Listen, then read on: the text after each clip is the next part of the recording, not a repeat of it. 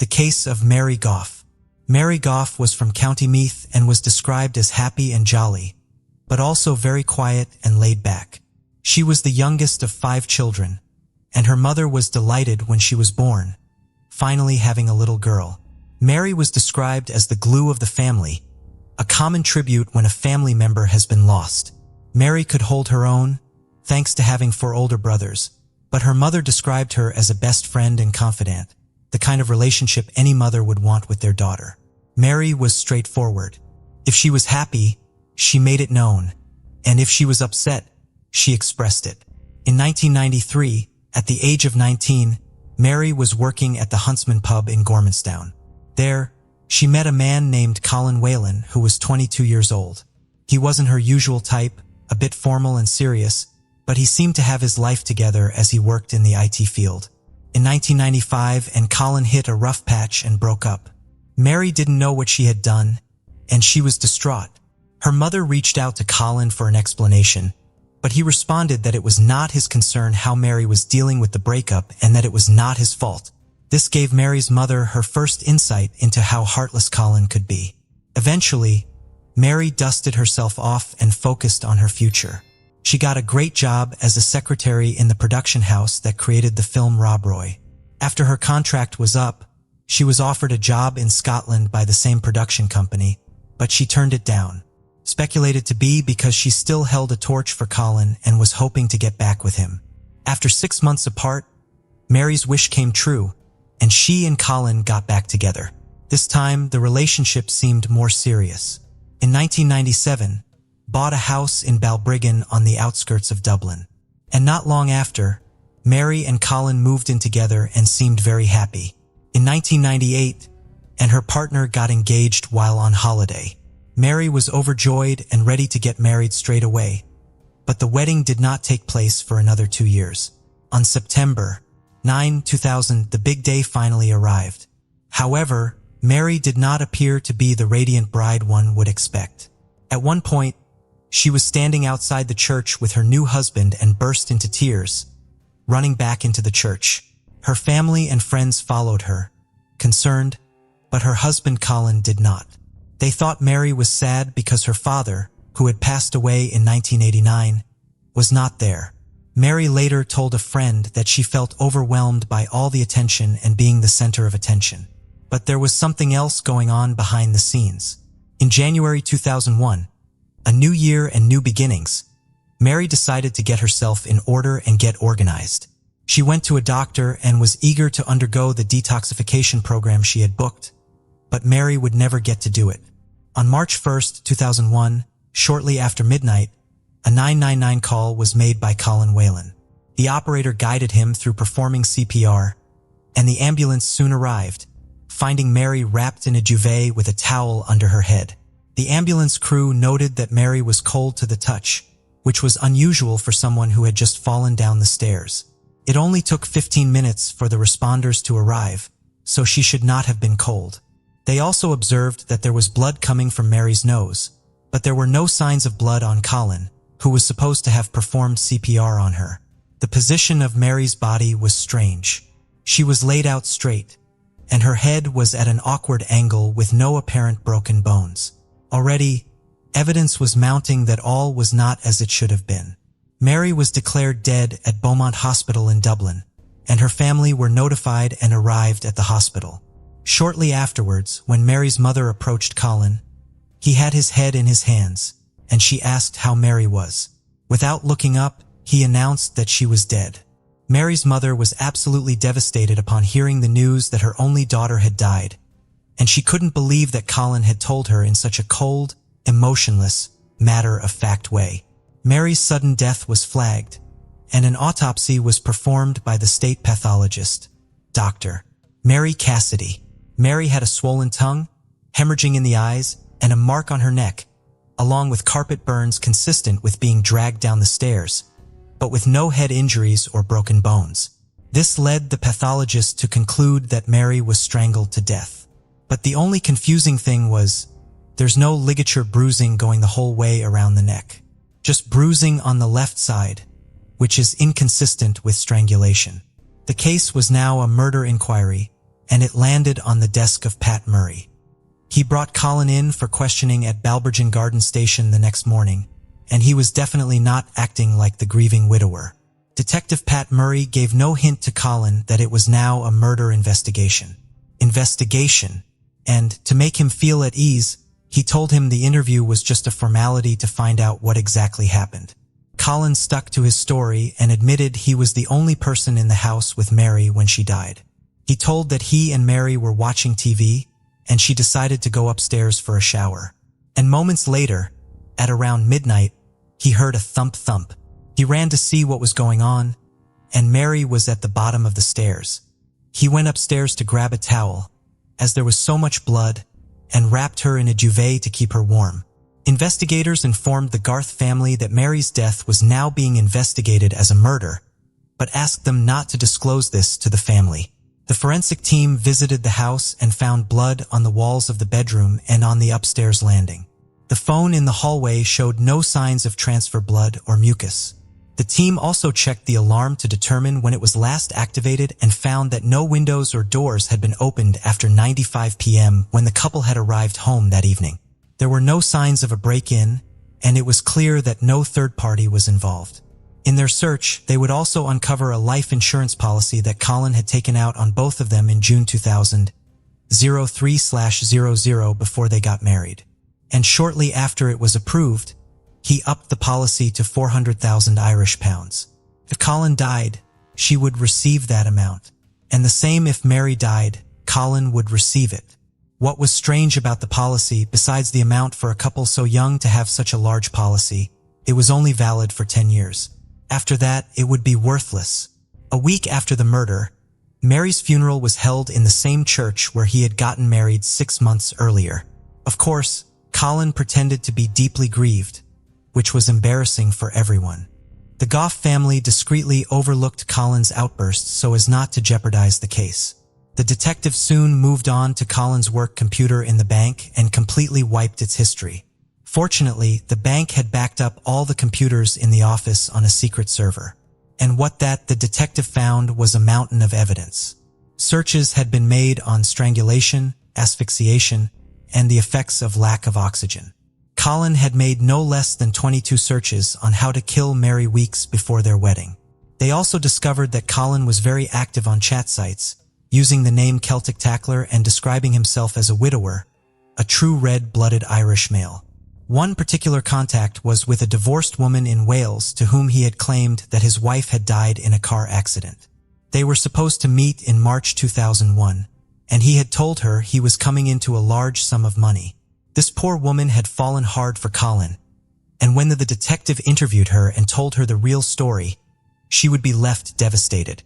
Also, they discovered on Colin's computer research into American killers, and one in particular, Henry Wallace, who was active in the method to kill his victims was to use a towel to wrap around a cord to strangle them as it left no ligature marks. He also kept his victims warm so forensics couldn't determine time of death. This was a huge piece of forensics couldn't determine time of death. This was a huge piece of evidence. The detective combed through Colin's house once again, looking for something that he may have used as a ligature. They tested numerous pieces in the home, but when it came to Colin's dressing gown, they noticed it was overstretched, and tests came back positive for Mary's blood in the fibers of the cord. Imagine Colin wearing the murder weapon around his waist as paramedics worked to save his wife. Meanwhile, the towel he used to disguise the ligature marks was most likely resting under Mary's head. With this amount of evidence, Colin was charged with Mary's murder, and the trial was set for October 2003. Because Colin had to wait 2 years for his trial, he was released on bail. As part of his bail conditions, he had to live with his parents, report to the guard station daily, pay a bail bond, and surrender his passport. He lost his job at the bank. And to have an income, he rented out the house he had once shared with Mary. Although Colin was following the rules of his bail, he had other plans in the background. In May 2002, family reported him missing. A review of the paperwork at Balboa, the detective station, showed that he had not appeared in for 2 days. Essentially, the security guards had failed to properly monitor the situation, and it was unclear whether Colin had actually run away or not. The detective issued an alert, and Colin's car was found at Howth Head, just outside Dublin. The keys were still in the car, and an empty bottle of gin was on the passenger seat. The car was parked neatly, and a window was left slightly open. However, as a formality, an air and sea rescue was launched to search for a body, but surprisingly, no one was found. Alerts were sent out through media, air, and seaports were notified of Colin's identity, and he was wanted for murder.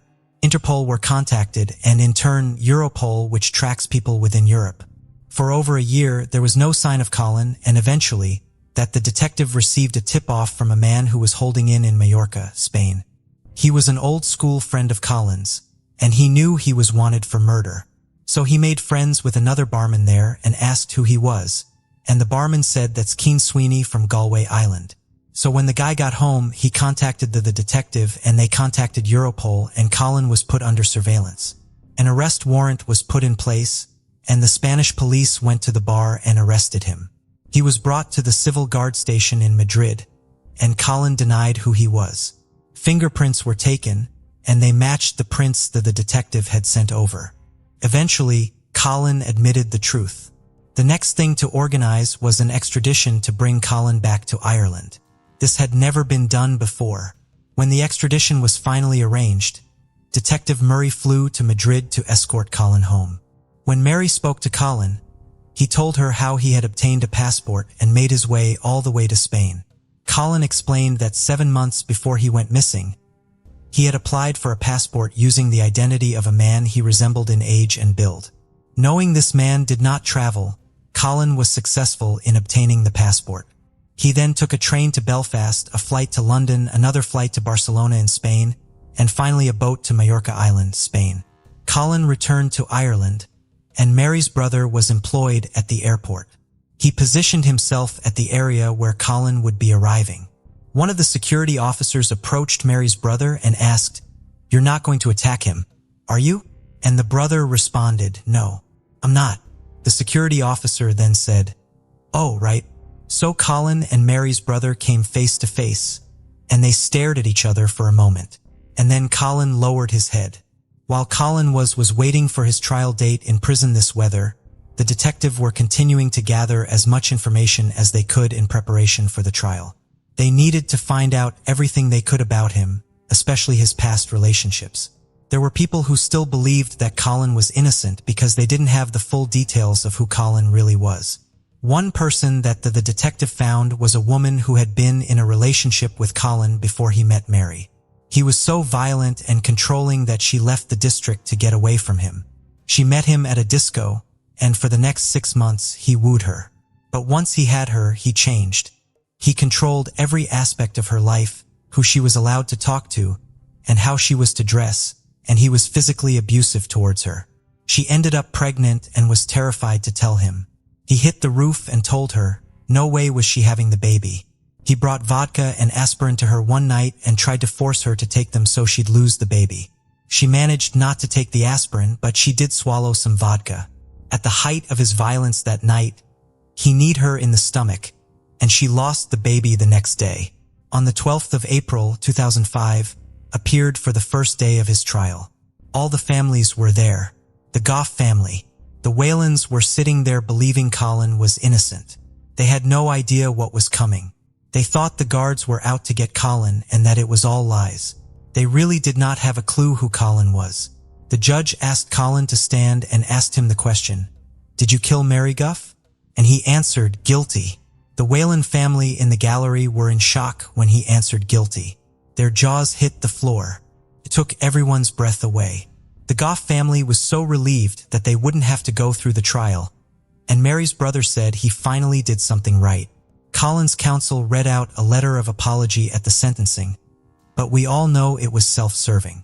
The only thing Colin Whalen was sorry for was that he got caught. Colin Whalen was sentenced to life in prison where he still is today. He is supported by his English girlfriend, who he met when he was living in Mallorca. She has recently returned to her home in England, so it's easier to visit him. She says she will be with him until the end. Oh, give me strength. Colin Wheeler never loved Mary. In fact, he probably hated her. He took her life so he could start a new one and have the money to do it. If you look at his history, he probably hates all women, and they are only there for his use. The guard, he said, when he gets out, which will be soon, he will be a very dangerous individual to any woman he meets. It's 2022 now, and it's been over 21 years since Mary was murdered. She was a beautiful woman, and her death had a massive impact on the community. Because of Ireland being so small, we have these little communities. So when something like this happens, it's remembered for life. The case of Neil Entwistle. In the peaceful town of Hopkinton, Massachusetts, a family's story unfolded in a sad and surprising way, sharing a compelling tale that interested the entire nation. This is the story of Neil Entwistle and Rachel Souza, a story of love, lies, and a tragedy that destroyed the belief in a flawless life. Neil and Rachel are a happy couple with a new baby. Neil is from Britain and works in IT, while Rachel is an American mother who takes good care of their daughter. Despite seeming to have it all, they were actually facing some hidden tensions that led to a tragic outcome. Neil Entwistle was born on September 18, 1978, in Worksop, Nottinghamshire, England, to Clifford and Ivan Entwistle. He grew up in a humble household with his younger brother Russell. His father used to work as a miner before becoming a labor advisor, while his mother worked as a cook in a school cafeteria. After finishing high school, Neil went to the University of York to study electronic engineering and business management. While at university, he met Rachel Souza, an American student studying abroad. Rachel, originally from Kingston, Massachusetts, had attended Silver Lake Region High School before moving to Holy Cross College in Worcester. She spent a year at York University, where she met Entwistle while both were on the rowing team.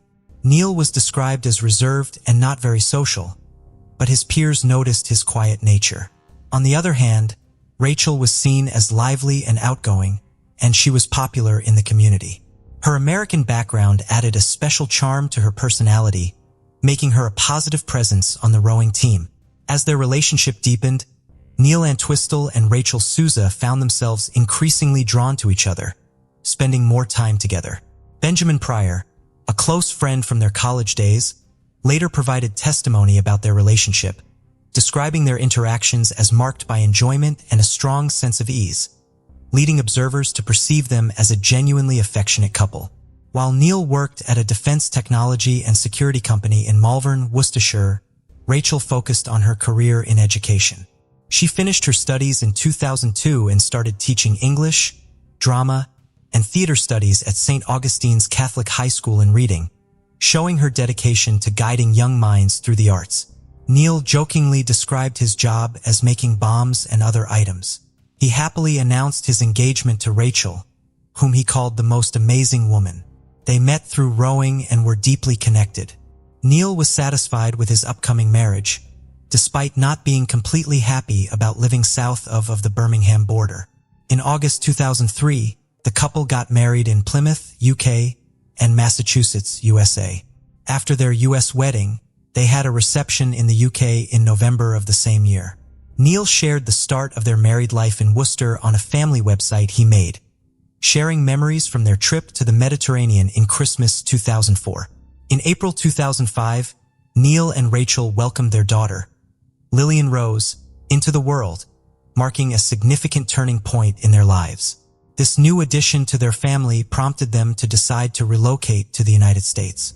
They Carver, Massachusetts, with Rachel's mother, Priscilla Materin's stepfather Joseph, until January 12, 2006, when they secured a home of their own in Hopkinton.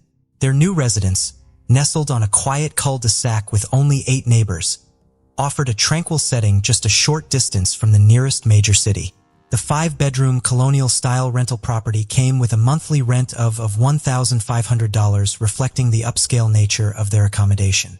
Neil struggled to find a job as a computer programmer and IT specialist, which led to financial difficulties and debt. To ease the situation, he started with different names. During this period, Neil was also running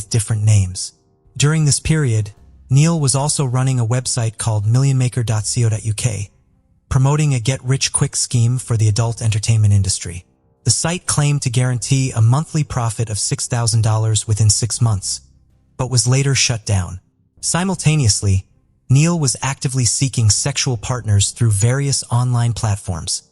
He frequented websites in pursuit of such relationships. Neil registered on Adult Friend Finder and reached out to multiple women via email, expressing his interest in finding sexual partners. During the investigation, authorities discovered incriminating evidence on Neil's laptop, including content from his online profile indicating his interest in meeting American women of various ages. His profile mentioned a desire to confirm rumors suggesting American women's superiority in bed compared to those from overseas. He expressed a mutual desire for a particular type of relationship, implying a straightforward approach to meeting like-minded individuals.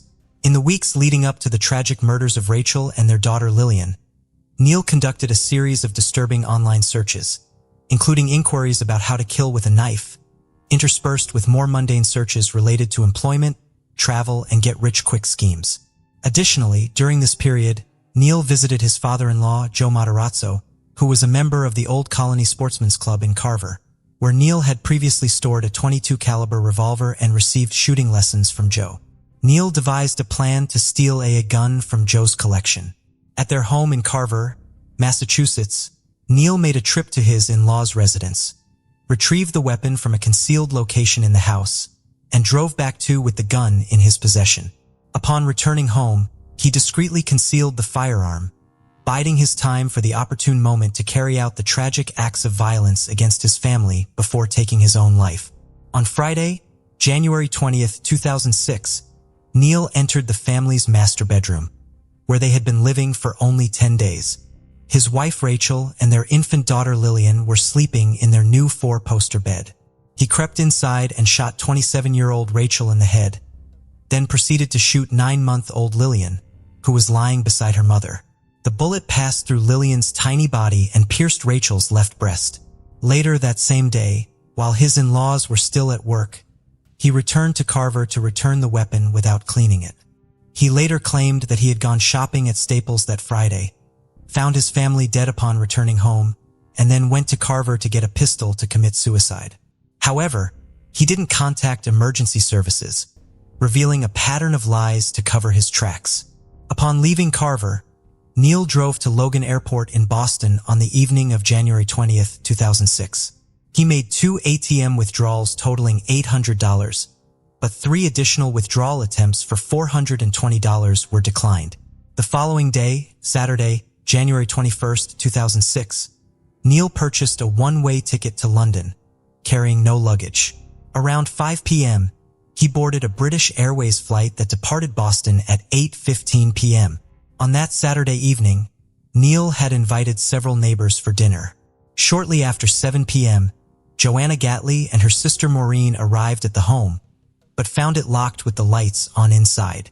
Concerned, they tried calling Rachel's mother, who had also planned to visit that day for lunch with her daughter, but had been unable to reach her.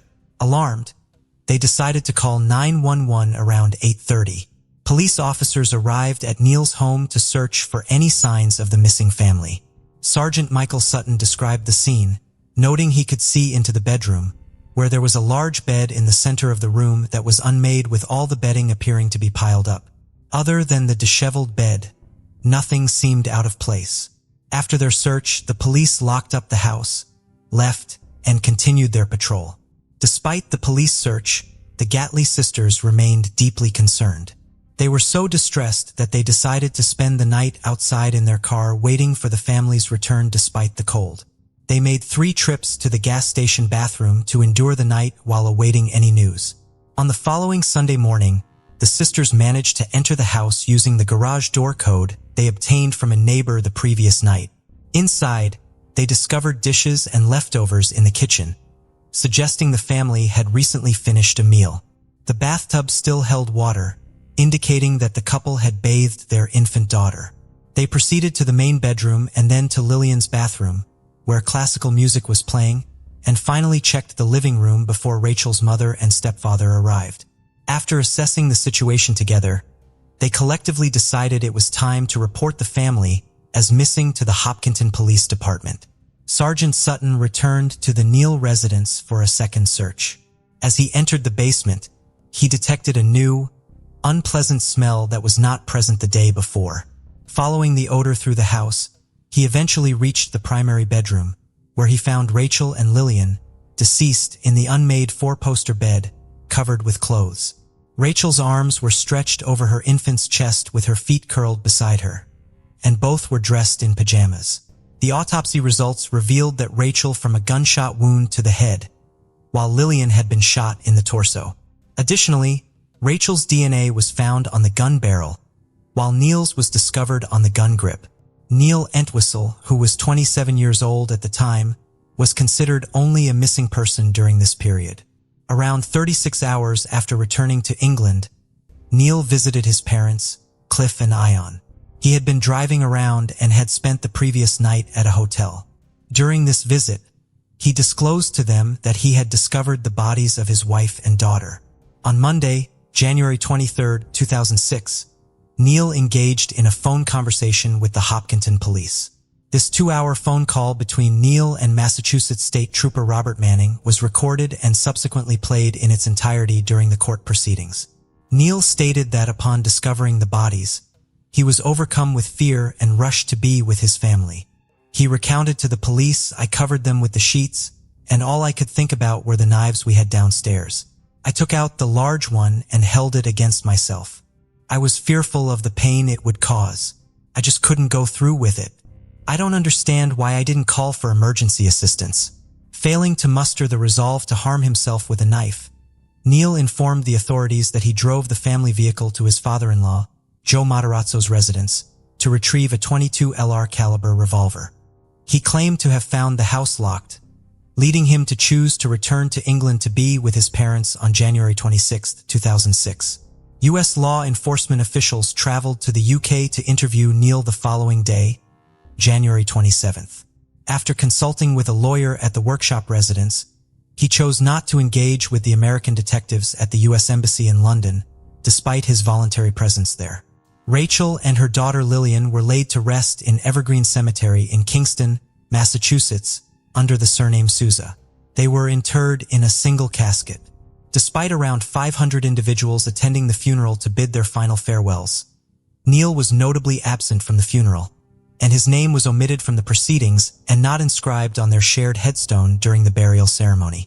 Neil sent a single orange rose and a white lily, with a note attached to the ribbon that read, "My orange rose and my lily for always signed off with Zakoko." Upon his return to the UK, Neil appeared to be resuming a routine life in February 2006, while media attention remained outside his parents' residence in Workshop. He went to Notting Hill for a dinner gathering with his former crew team from York University, followed by a movie outing about a week after the funeral service for Rachel and Lillian on February 8, 2006. The Middlesex County District Attorney's Office issued an arrest warrant for Neil the following day, on February 9, 2006. Neil was apprehended by the extradition unit of London's Metropolitan Police Service at Royal Oak Station as he was about to board a train. Upon learning of the impending arrest, among his possessions was a notebook detailing his intention to sell his account to the highest bidder. In the notebook, he expressed affection for his orange rose and lily, referring to his wife as his dearest, closest friend.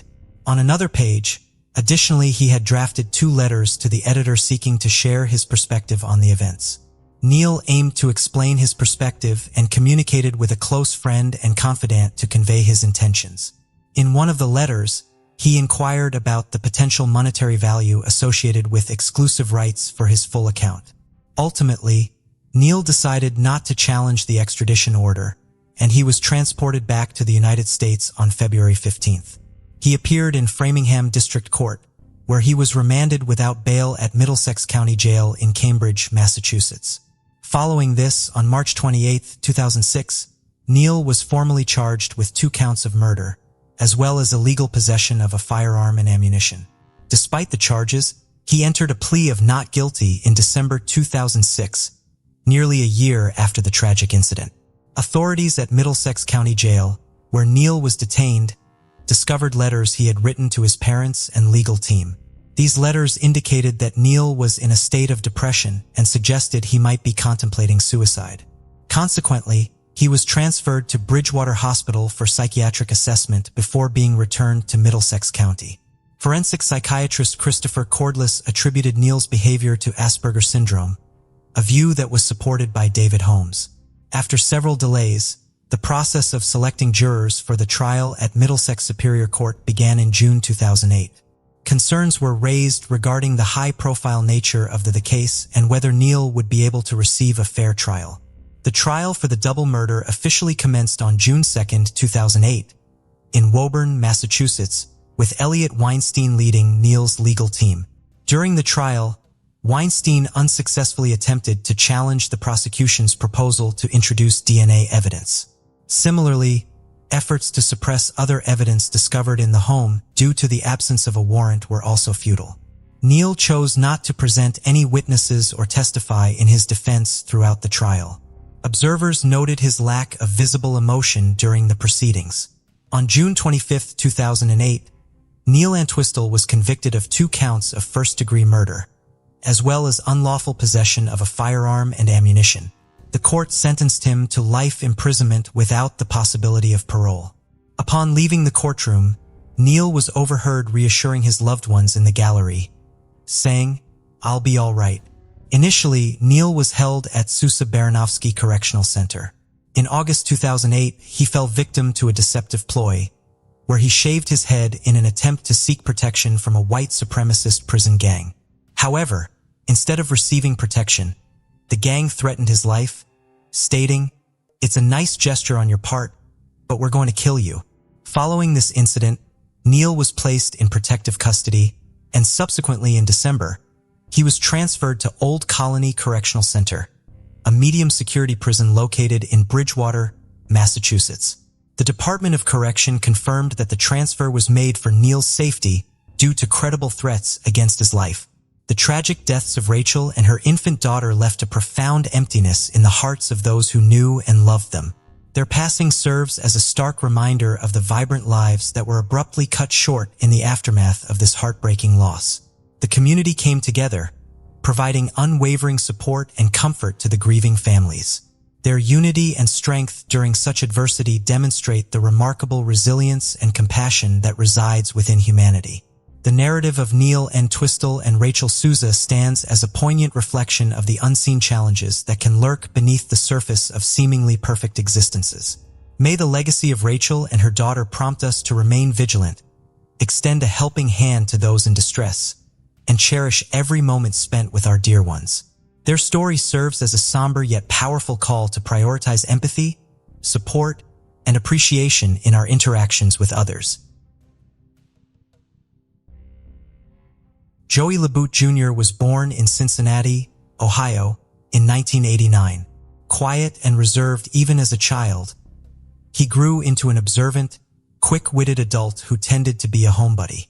He graduated from Ohio State University in 2011 with a degree in financial planning and later worked at Morgan Stanley, living outside Columbus, Ohio, in 2016.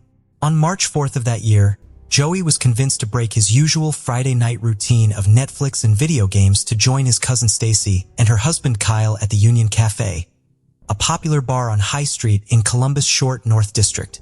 The bar was unusually packed that night due to the Arnold Sports Festival, an annual event drawing over 100,000 people to Columbus. After a few drinks, Joey, like many others, became more relaxed and social. While Stacy and Kyle stayed at a table, Joey spent much of the evening mingling, chatting with acquaintances and dancing.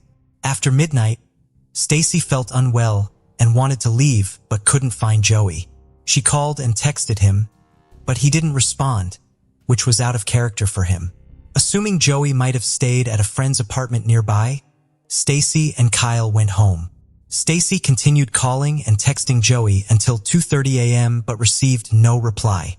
While Joey never responded to Stacy, his phone did send one final text message after he was last seen at the bar. This message only added to the mystery of what happened to him. At 1:22 a.m. on March 5th, Joey's phone sent out a one-word text message to one of his friends. The seemingly random string of letters has never been definitively found to have any sort of meaning. Joey's aunt has guessed that it may have been Joey's inebriated attempt to say Jonestown, the town where she worked and had mentioned earlier in the night when she had been texting Joey. A massive effort to find Joey began the Sunday after he was last seen. His family held vigils, and businesses up and down High Street displayed missing persons flyers. Local television stations covered the story, and Joey's picture was shared through social media. Rainy security footage turned over to the police by the union showed Joey walking towards the bar's exit without his coat, despite the cold temperatures that night. His car was still where Joey had parked it in the lot of the apartment complex he had previously lived in with his ex-boyfriend. His bank accounts were not accessed.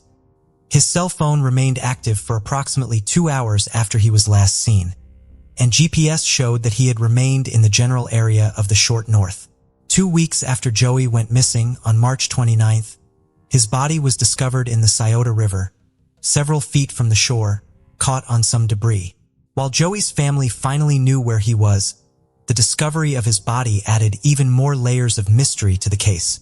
Joey's autopsy showed no outward signs of trauma, and the only drugs in his system were alcohol and caffeine. It would be easy to assume that Joey had either committed suicide or drunkenly fallen into the river by accident, but further examination of his body ruled these options out. There was no water found in Joey's lungs, which the coroner's office stated means that Joey was almost certainly dead before he was put into the water. The coroner's office was unable to determine Joey's cause of death. Suicide has been ruled out, and Joey's death was ruled broadly as a suspicious death. Police continue to investigate the case. As of now, however, both the cause of Joey's death and the identity or identities of those involved in it remain unknown.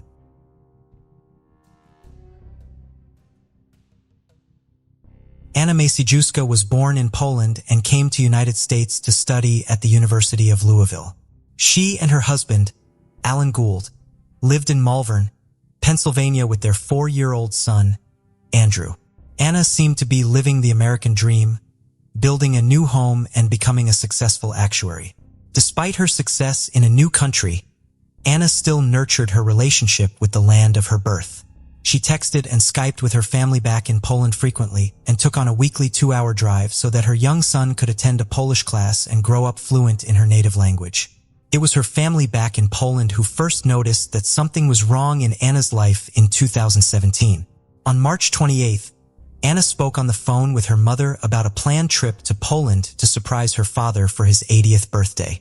This would be the last time anyone, save Rihanna's husband, would report hearing her voice. The following day, she sent a text saying she and Andrew would not be coming after all. The day after that, she sent her father a birthday text, but he doubted it was from his daughter. The text was written in Polish but contained basic errors that a native Polish speaker like Anna would not make.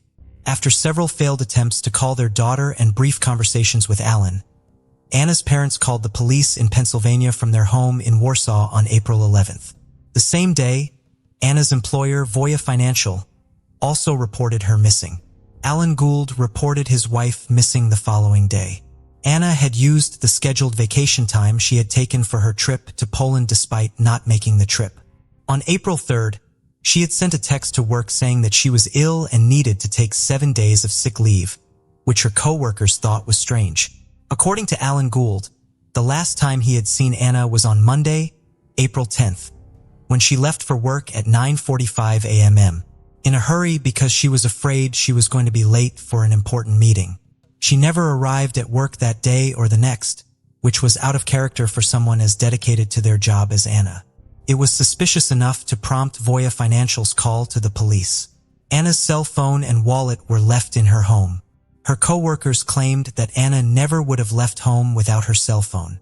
On May 8, 2017, Anna's Audi A4 was found near the entrance to some walking trails, 2 miles from her home. Police say some personal items have been left inside, but the discovery of the car did little to push the investigation forward. A 40-person crew of investigators searched the surrounding area 5 days after the car was found, but did not locate anything relevant to the case. Anna's family and friends have been extremely active in the search for Anna, posting flyers, speaking to the media, and participating in physical searches. Despite the fact that they are both cancer survivors and require extensive medical care, Anna's parents make frequent, but physically taxing, trips to Pennsylvania to aid in the search for her. Anna's husband initially cooperated with police, even allowing them to search his home right after Anna disappeared, but he has since stopped cooperating with both the police and the local media who continue to cover the case. After the first anniversary of Anna's disappearance, Pennsylvania State Police announced that they believe that Anna is a murder victim and that they are searching for her body. They have not ruled out anyone as a suspect in the case, including her husband.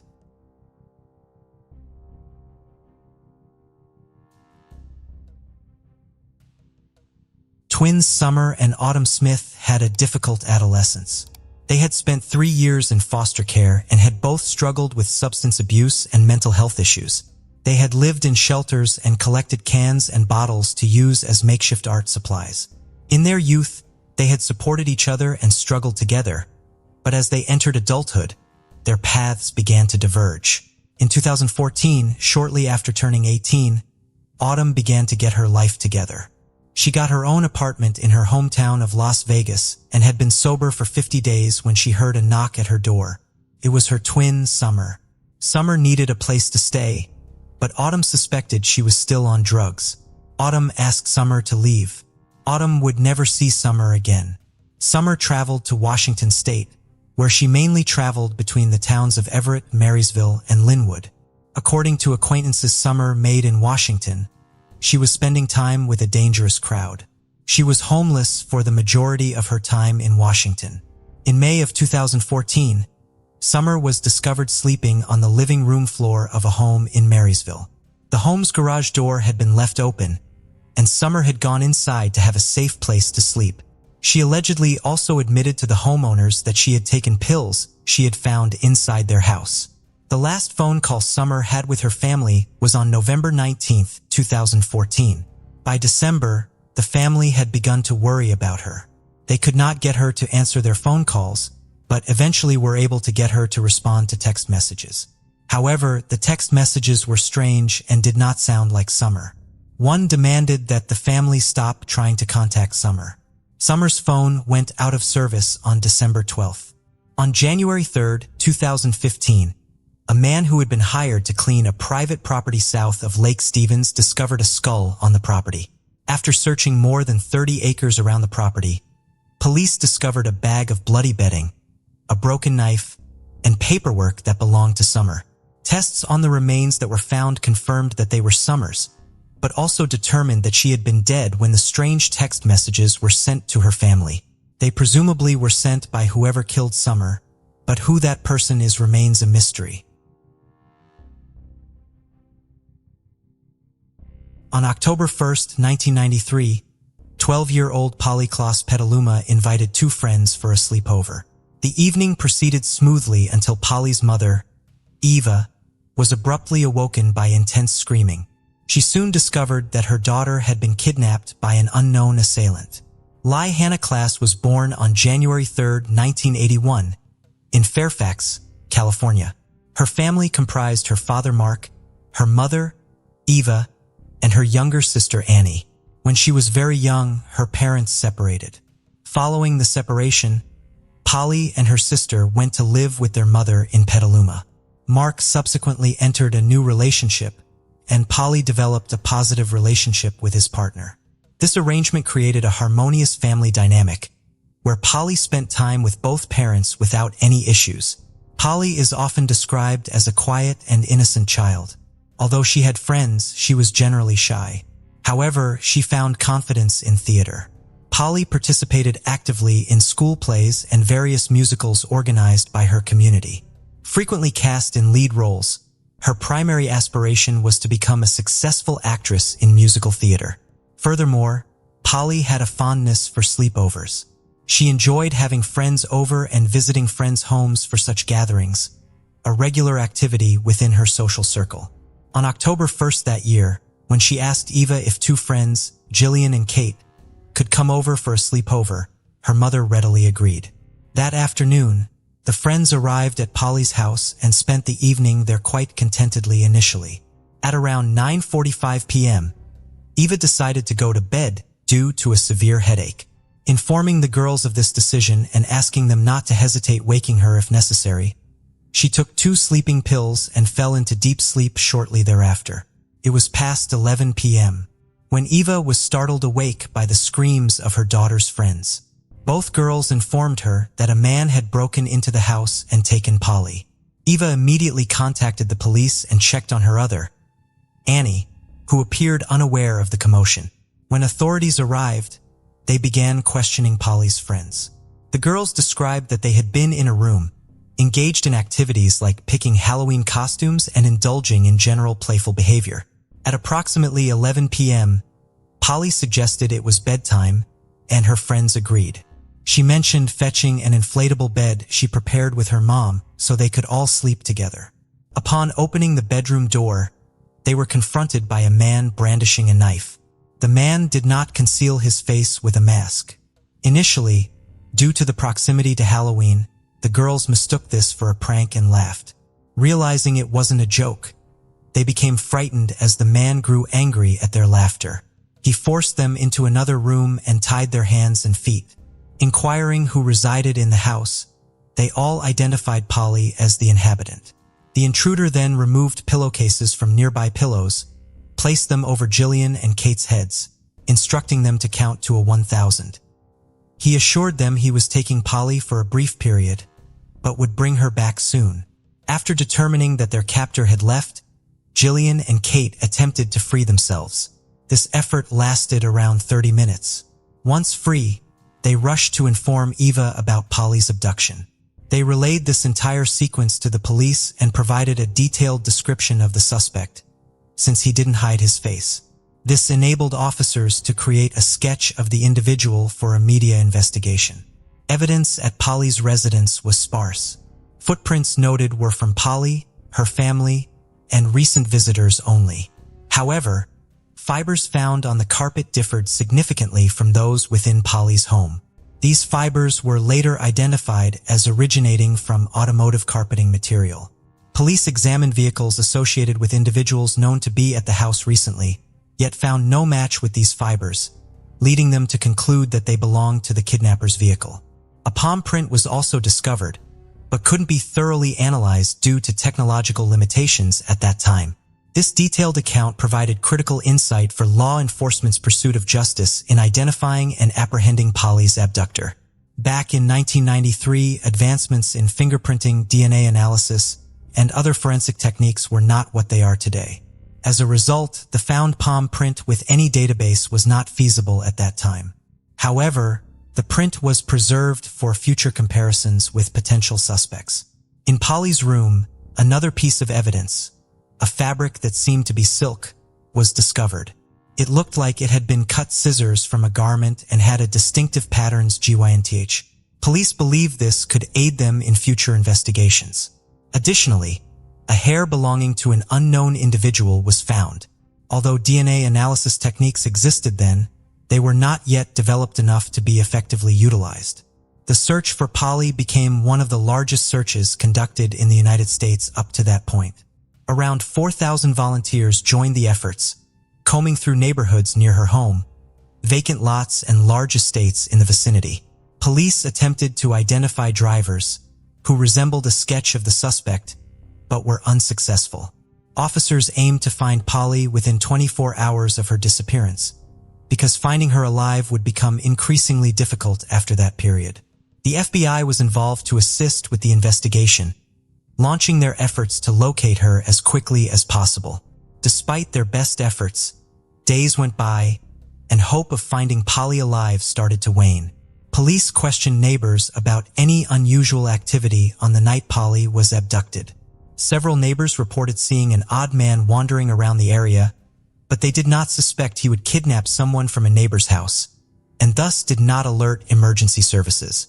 When police shared a sketch based on descriptions from Polly's friends with these neighbors, they all confirmed having seen the man. Officers also spoke with all the teachers and staff at Polly's school. They aimed to find out if anyone knew the man or had any information regarding Polly's disappearance. Alas, no one had any knowledge, and everyone had an alibi for the relevant time period. None of the school staff matched either the sketch or the description provided. The police even compared fibers found in Polly's house with car mats from teachers' and staff members' cars, but none were a match. As days turned into weeks, the desperation of Polly's family, authorities, and the public increased. There was a growing fear that the man who kidnapped Polly posed a significant threat to society. This added more pressure on the police to resolve the case swiftly. A reward of $200,000 was offered for information leading to Polly's whereabouts, sponsored by actress Winona Ryder, who held a press conference urging for Polly's safe return. The Polly Klaas case had another peculiarity. In 1993, internet use wasn't widespread, nor utilized by law enforcement for search operations or information dissemination. However, 3 California residents took it upon themselves to leverage this new technology for the search effort. They posted pictures of Polly, sketches of her kidnapper, and reward details online. Their efforts eventually reached an estimated 25 million people in the U.S. via various internet forums and communication channels. While the FBI hoped this would be pivotal in their investigation, it didn't yield significant leads. Despite heightened publicity and numerous tips, investigators lacked solid leads. Weeks elapsed since Polly's kidnapping. Frustration grew among investigators as they were unable to identify the kidnapper or obtain a DNA match from evidence collected. This sense of helplessness persisted until receiving an unexpected phone call. A turning point that held promise, but quickly evaporated into uncertainty. Mark Klaas received a call from someone claiming to be his daughter Polly. The girl stated she was at a hotel and that her captor had just stepped out briefly, giving her a chance to reach out.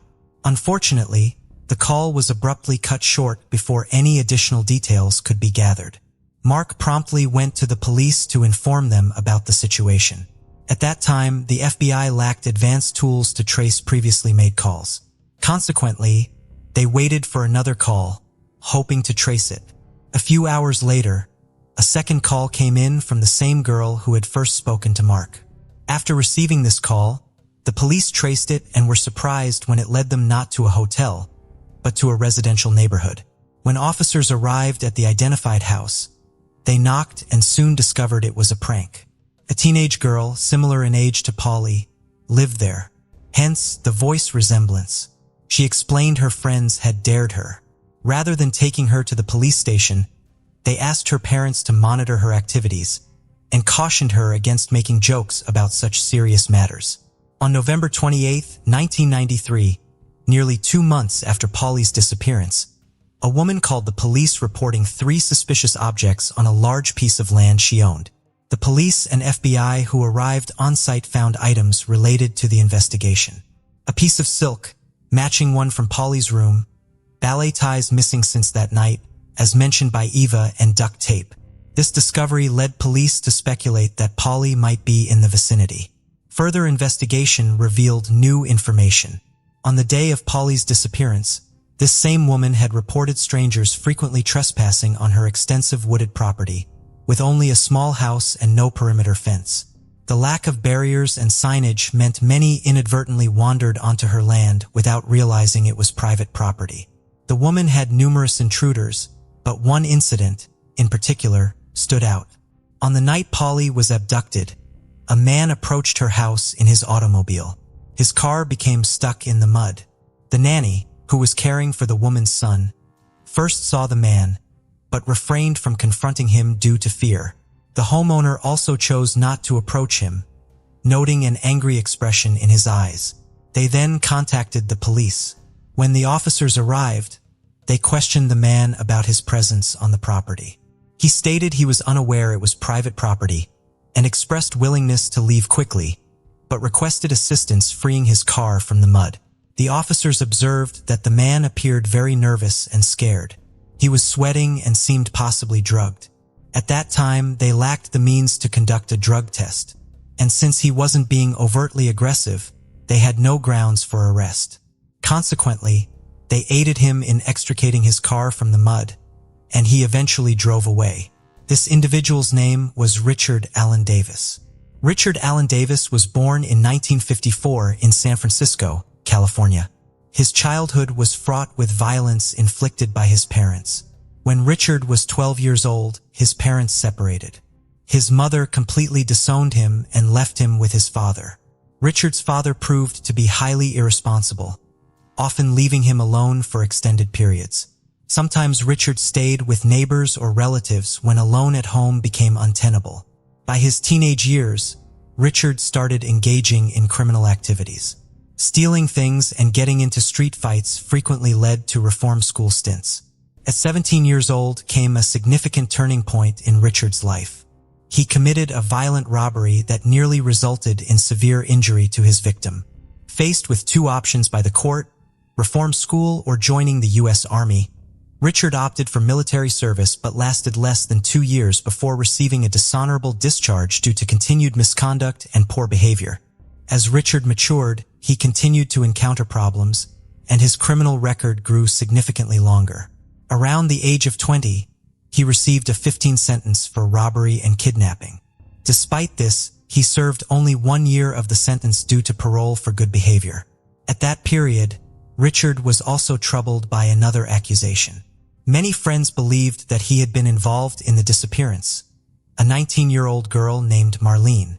Although the police concluded that she had left voluntarily, her close friends were convinced Richard had a role in her disappearance after they attended a party together. These accusations remained unproven and were largely based on rumors. When Polly disappeared, Richard was on probation and did not have a specific address. In response, the police issued a special bulletin exclusively for officers, urging them to exercise extreme caution.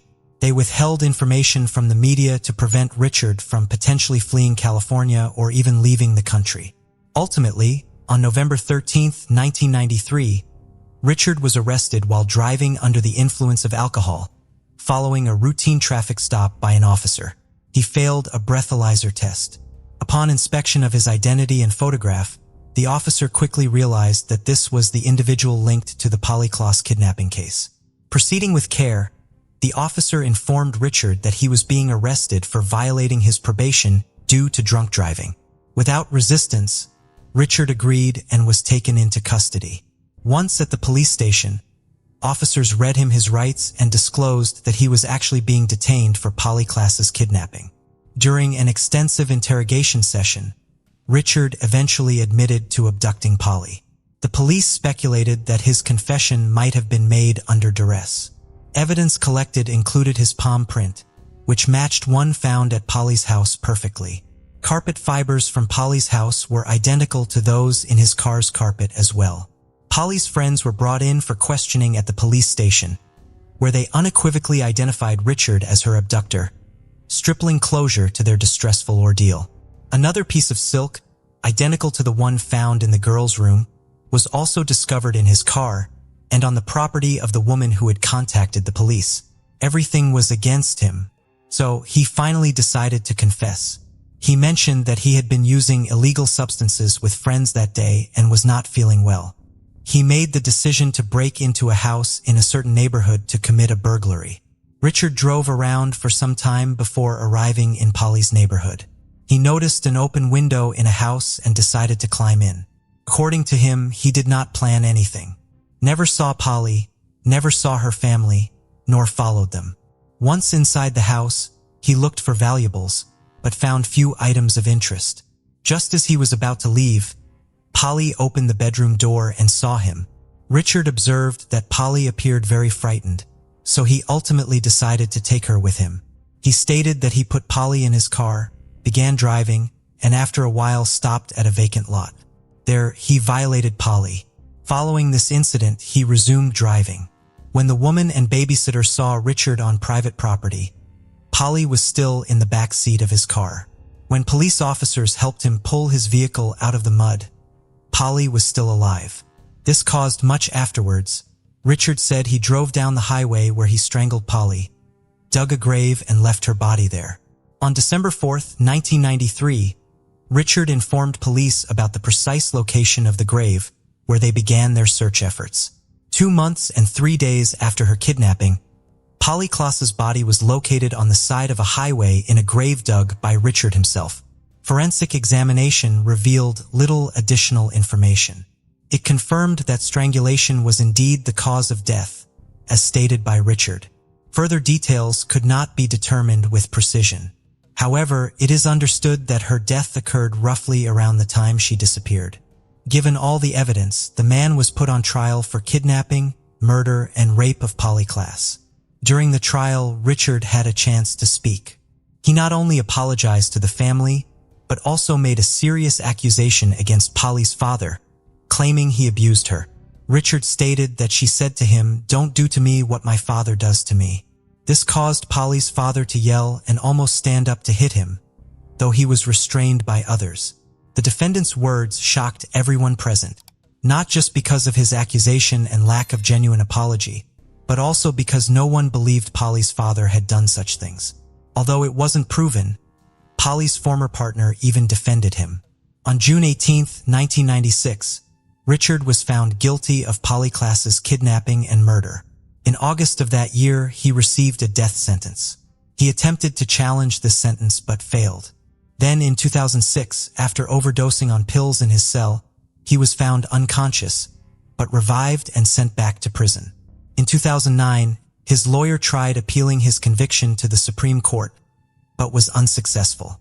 The Supreme Court confirmed that he should be executed. Richard's attorney mentioned plans for further appeals. As a result of these continued appeals, Richard has remained on death row for several years without being executed. There is hope that once all appeals are exhausted within the next few years, the execution will proceed as planned. The case of Brett Ryan. Brett grew up in a prosperous and large Canadian family. His parents, Bill and Susan, had 4 sons. Brett's parents tried to teach him through their own actions. His father held a prestigious job at the Toronto Star daily newspaper and had various hobbies like sports, yoga, and psychology. Likewise, Susan was very hardworking. Their entire household rested on her shoulders. She not only devoted time to her husband and children, but also managed the huge house in Toronto's prestigious area without any help from gardeners or craftsmen. Just like his older brothers, Brett went to university after high school. He always aimed to be better than his siblings, so he advertised painting services in a local newspaper for Toronto residents' houses and fences. Initially, things went well. He made his first earnings and Susan was proud of him, often using him as an example for others. However, making money as a part-time job is one thing. Dropping out of university to spend all your time inhaling paint fumes without proper education is another matter altogether. After some time in university, Brett decided to drop out. For the first couple of years after this decision, Brett still felt confident compared to his older brothers. After a while, when Christopher and Leland graduated and found jobs in their fields, Brett's authority began to fade. Christopher started working for the City of Toronto Transit Commission and Leland, the family artist and designer. Following their studies, they moved out of their parents' home.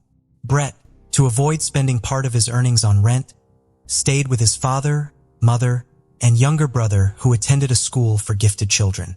With each passing year, Brett grew more desperate due to his mounting debts and his inability to pay them off. He developed depression. By 2007, when Brett was already 26 years old, his debt had ballooned past $60,000. Although Brett was considered an intelligent individual, he didn't know how to effectively use his mind. He always put on a cheerful face and helped everyone around him. He was a participant in volunteer initiatives. Consequently, no one could fathom the depth of despair within him. Eventually, a fateful moment arrived when nothing could be done. On October 28, 2007, Brett had no work orders for house painting or any other tasks around the house. Orders were always scarce in the fall since everyone typically painted their houses in spring or summer. With winter approaching and no prospects for earnings, there was no time to wait. Brett donned all the old clothes he had in his closet, a hat, a long sweater from his older brother, and a scarf knitted by his mother. This particular scarf was comically long. Brett hadn't worn it before, but now found it useful. He wrapped it around his face, leaving only a narrow slit for his eyes, and headed for the bank, located on the outskirts of his neighborhood. Clutching some thick folder, Brett waited for his turn at the bank. When an employee finally summoned him, he approached her and quietly informed her that he had a gun with him. He instructed her to take all the money out of the bank's cash register and give it to him. The girl, shaken with trembling hands, handed him all of the cash from the register. Brett then quietly exited the building to avoid drawing the attention of the guards. Once outside, he ran. Upon counting the stolen money, he realized it amounted to just over $1,000. This sum was far from sufficient to clear his debts. He calculated that robbing about 60 banks would be necessary to meet his financial obligations. Despite how improbable that seemed, Brett saw no alternative. In the initial days following the robbery, Brett was consumed with fear that the police might track him down. To avoid detection, he refrained from going home and informed his mother that he had a job in a neighboring town. Instead, he spent nights in his car, cautiously approaching his house periodically to check if any police cars were hidden nearby. Each visit confirmed silence and no signs of pursuit. This reassured Brett that his plan was working. The success of the first robbery led to more, a second, a third, and a fourth. Each time, Brett took precautions to change his appearance by wearing different clothes, purchased secondhand or even retrieved from trash and burning them afterward. He also invested in a fake beard from a costume store since bank employees always mentioned his beard in their testimonies. News outlets in Toronto began covering stories about the bearded robber. But despite this notoriety, he never managed to gain substantial amounts through these crimes, the most being just $3,000 per robbery. Brett's hit a snag when police identified his vehicle on surveillance cameras and traced it back to his residence. Lacking solid evidence for an arrest, law enforcement decided simply to monitor him closely. For about 15 days following this new development, Brett refrained from further robberies, even though no more than 3 or 4 days typically passed between crimes before this. His unusual hiatus led some officers to believe they were tailing an innocent person and wasting resources on a dead end. But then fortune turned in favor of law enforcement. Brett left the house, got into a car, and later exited not far from the bank. Wearing a different and unusual outfit, he entered the branch and remained there for some time. Upon leaving, he was immediately apprehended by the police, who announced that the much-discussed bearded robber had finally been caught. Brett had been under investigation for 7 months and was charged with armed robbery. Interestingly, despite having a gun permit, the bearded robber always entered the bank unarmed. He did not even carry a kitchen knife. In total, Brett faced 19 charges and was subsequently imprisoned. Brett and his family filed multiple appeals, which led to only 8 of the 19 counts being upheld. However, Brett didn't stop there. At the first opportunity to apply for parole, he submitted a petition. In it, he requested consideration of his severe depression caused by 2 failed relationships and substantial debt. Additionally, he emphasized that he committed these crimes without intending to harm anyone and without carrying any weapons. His remarks were taken. However, to secure early release from prison, he had to undergo sessions with a psychologist. These sessions had a positive impact on Brett's behavior and mindset while incarcerated. During this period, he did not communicate with his family, but eventually took steps to mend those relationships. The positive changes in Brett were recognized by the commissioners overseeing his case. Consequently, on November 24, 2010, Brett was released from prison. Nonetheless, this hard-won freedom turned out to be more challenging than anticipated. Before becoming known as Brett the Bank Robber, he was simply a painter burdened with personal struggles. Post-incarceration life proved difficult. Few companies were willing to hire an ex-convict with such a tainted background. Even when hired for house painting services, clients would cancel upon recognizing him as the infamous bearded robber. The social repercussions extended to his family as well. Neighbors who once praised Susan's garden began spreading unpleasant rumors about them. The Ryan family decided to sell their house hastily and move to Scarborough, where Susan started cultivating her new garden afresh. Despite these challenges, Brett managed to find employment at a trading company. However, his salary was modest. His parents also assisted financially in helping him rebuild his life and continue his university education. Brett continued to see a psychologist. Each session, the specialist advised him not to sever ties with his family. The psychologist's advice proved effective. However, Brett's financial situation remained precarious. Then, in September 2011, a significant positive event occurred in his life. He met Kristen Baxter. Kristen was an exceptional girl.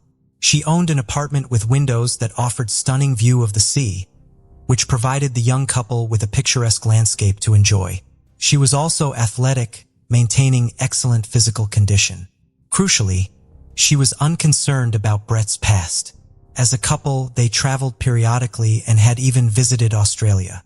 Brett's parents were delighted to observe his relationship with Kristen flourish. They were confident that Kristen would encourage him to advance in life and secure his place in society. Life seemed to improve for Brett until his father passed away. This loss profoundly affected him and triggered a return of depressive symptoms. Consequently, he had to increase his visits to the psychologist and spend time supporting his mother, both emotionally and financially, despite his limited resources. Realizing that their relationship needed to advance beyond casual dating, given their maturity, Brett decided to make a commitment to Kristen. He had saved some money and discussed his intentions with his mother. He expressed his desire to propose to Kristen, the goal being a memorable proposal she couldn't refuse. Understanding her son's intention, Susan provided additional funds for him to purchase an engagement ring. Notably, the couple had previously discussed their future together, and it was clear that Kristen did not require an extravagant gift or similar symbols of commitment. Brett's a gold ring adorned with a sizable diamond for his beloved. Naturally, Kristen accepted his proposal. From there, they began planning their wedding. Brett, with all of Kristen's decisions, nodding in approval. However, the rising costs and financial implications unsettled him. He started worrying about his career prospects and financial stability. Determined to secure a stable job, Brett found an engineering position at a prominent tech company online. He meticulously prepared his resume and applied for the job. To his delight, he was invited for an interview and subsequently received a job offer. Elated by the news, Brett shared it with Kristen and his mother. Eager to make a good impression at his new job, he asked his mother for money to purchase an expensive suit. As always, she didn't refuse him. Yet, just when everything seemed perfect, Brett received a disappointing call from the company. Their security team had uncovered details of his criminal past, leading them to rescind their offer. This news hit Brett hard. It was like a bolt from the blue. His spirits dropped immediately. Frustration set in as he considered the futility of ongoing interviews, each ending in rejection due to his past. Faced with repeated setbacks, Brett decided that rather than continuing with futile efforts and investing time in studies that seemed pointless due to his tarnished record, he would use the funds allocated for university studies on their wedding instead. Brett thus found himself back where he had recently escaped from, but kept certain truths hidden from loved ones, including dropping out of university and being rejected from the engineering role. He maintained appearances by dressing in professional attire each morning before heading to paint houses, changing clothes en route. To further sustain this facade among friends and family, Brett frequently updated social media profiles with pictures seemingly originating from an office environment or business events, images sourced off the internet, and would even pretend he's resolving urgent work-related matters during family gatherings by faking phone calls regarding work issues. In September 2016, after a 5-year relationship with Kristen, Brett sought to plan a wedding. He demonstrated a remarkable ability to conceal his true situation, successfully creating the illusion of a stable life. Despite being a common painter, he projected an image of success and prosperity.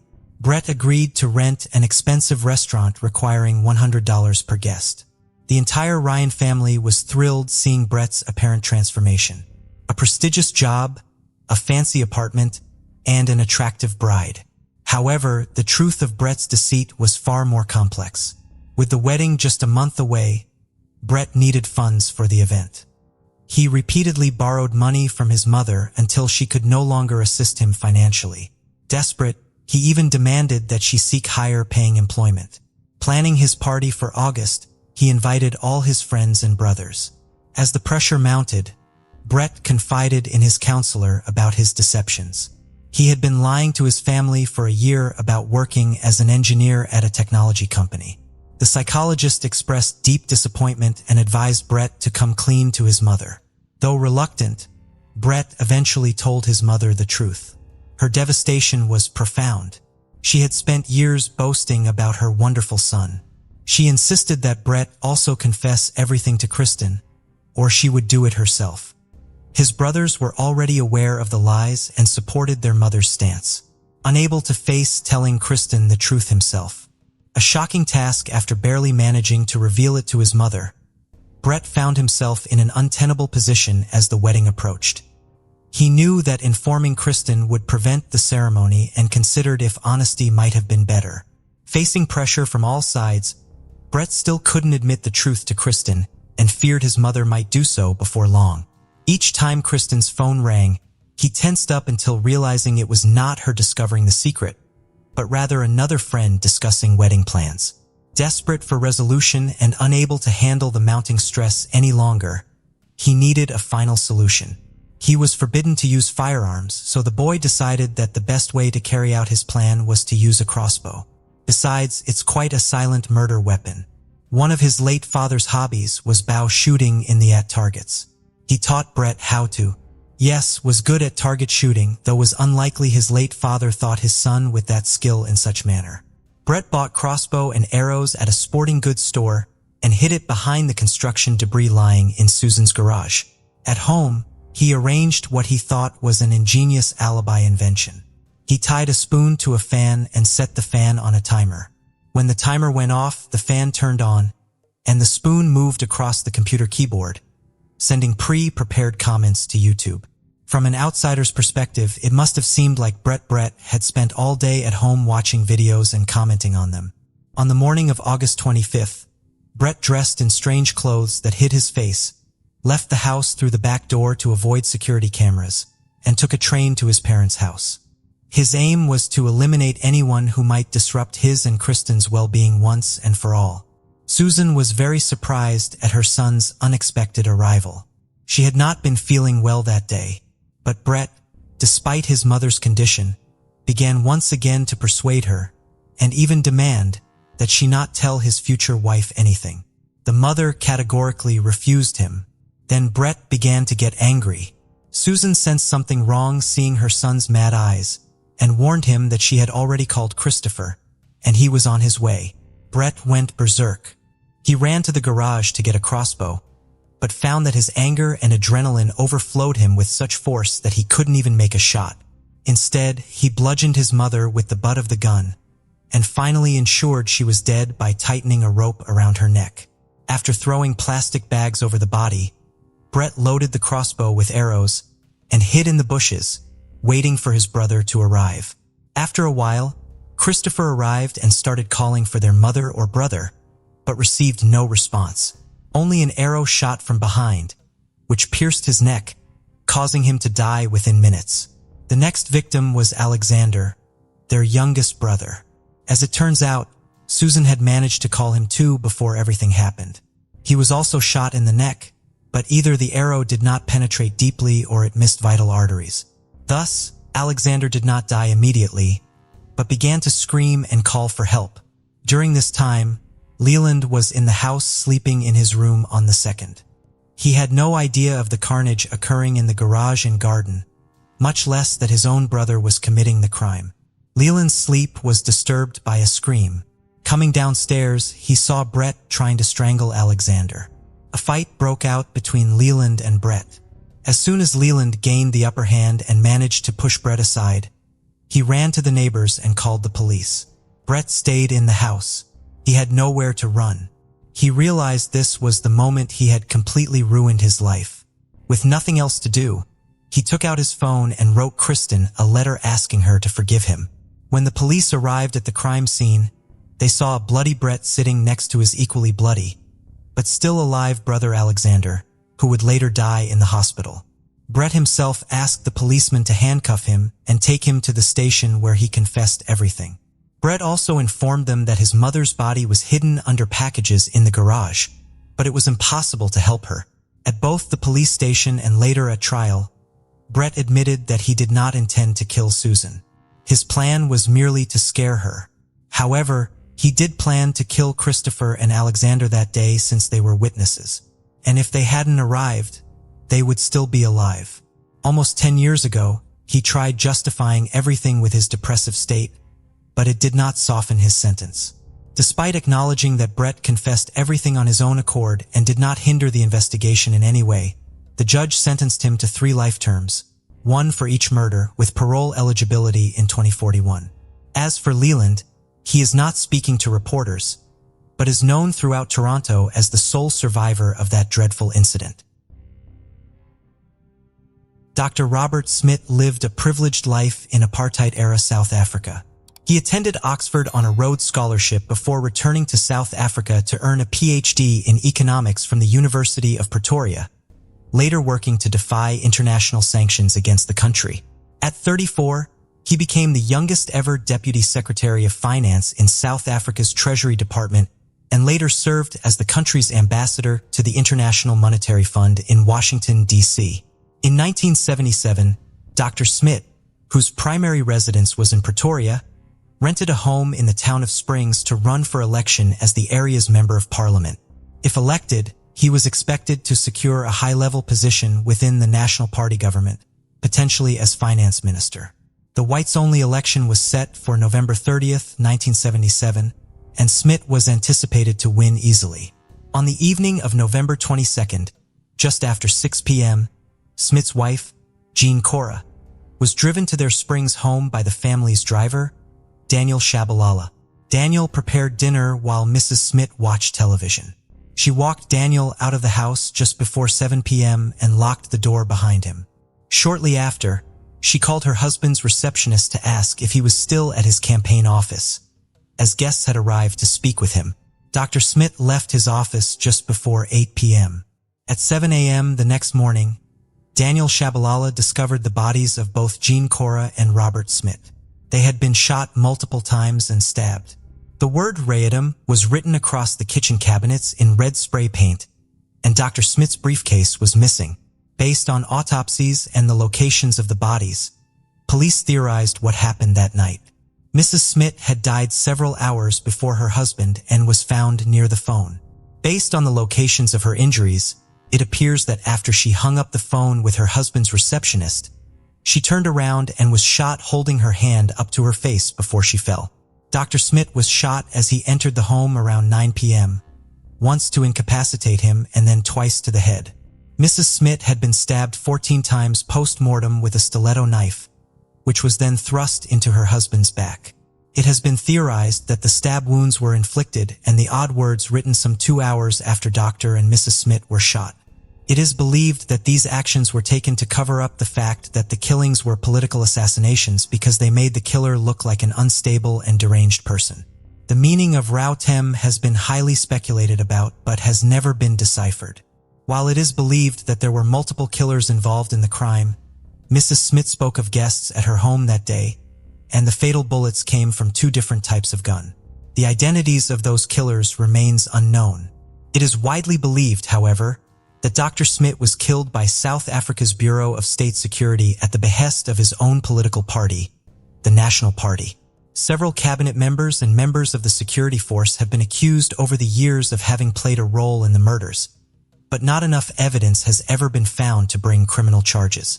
The most long-standing theory for the crime has been the belief that Robert Smit is about to go public with information about wide-scale financial fraud within the South African government. It has been alleged that he uncovered everything from offshore accounts made up of money siphoned off from the government budget to state-sanctioned payouts made to U.S. senators and CIA agents. If there were any evidence of such wrongdoing on the behalf of the National Party government, it presumably vanished in Dr. Smith's briefcase.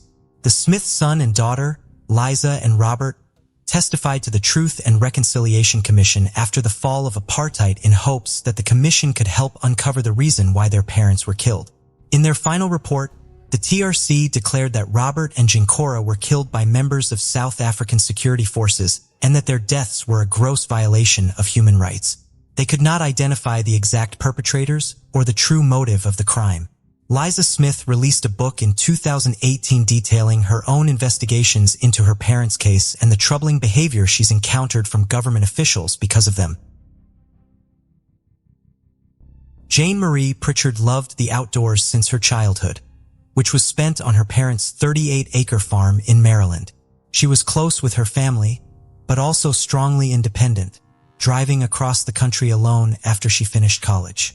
She inherited her mother's love of plants, so it was no surprise to those close to her when she decided to pursue a master's degree in botany. She was enrolled at the Graduate School of the University of Maryland while also working at a botanical garden. Jane's thesis focused on a summer vine known as a hog peanut, specifically on the way the vine's leaves would turn towards the sun. Her research required Blackbird State Forest in Delaware. She was months away from finishing the thesis and receiving her degree. On September 20th, she arrived at the state forest by 7 a.m. and set up her equipment behind her truck, extending some 30 feet into the woods.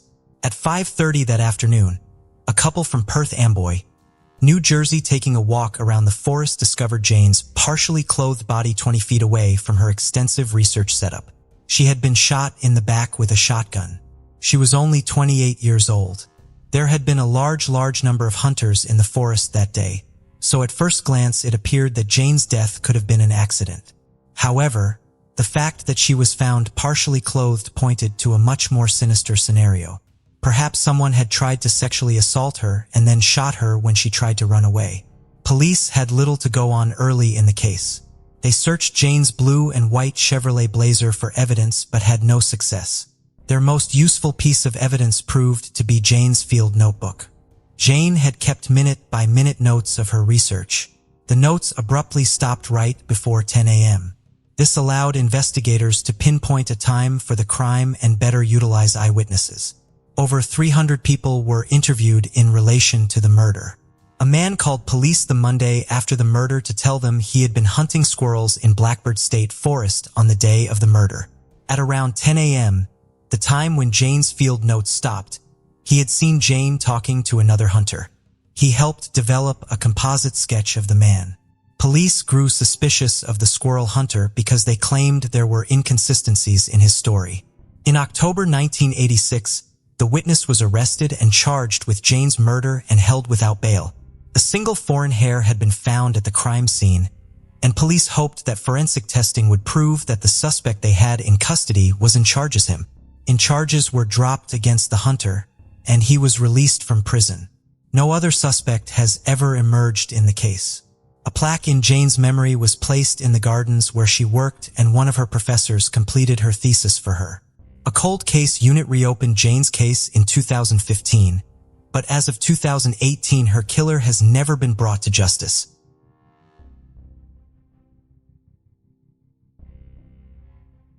Matthew Pendergrass grew up in Atlanta, Georgia. He was only 5 foot 6 inches tall and 115 pounds, but he still excelled in athletics, serving as goalie for his soccer team and running varsity cross country in high school. When he enrolled at Rhodes College in Memphis, Tennessee, he planned to take a pre-med course of study so that he could follow in his father's footsteps and become a doctor. However, his plans changed when he took a Spanish class that included a trip to Mexico. He was inspired after the trip to change his major to Spanish. His plans further changed after he spent 2 summers volunteering with orphans in the Dominican Republic.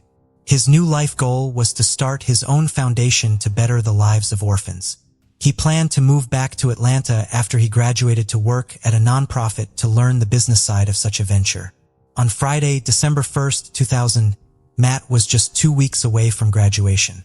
He had plans to go on a cruise with the family of a friend of his after they finished school before he and his friend would become roommates back in Atlanta. Matthew had been up late the night before, in part because he had acted in a play as part of a course, and in part because he was working on a final paper. He had spoken with his friend Gio sometime between 1:30 and 2 a.m. about how best to outline the paper. Around 7:30 a.m., Matt left Gio a message that everything was fine and that he would talk to him later.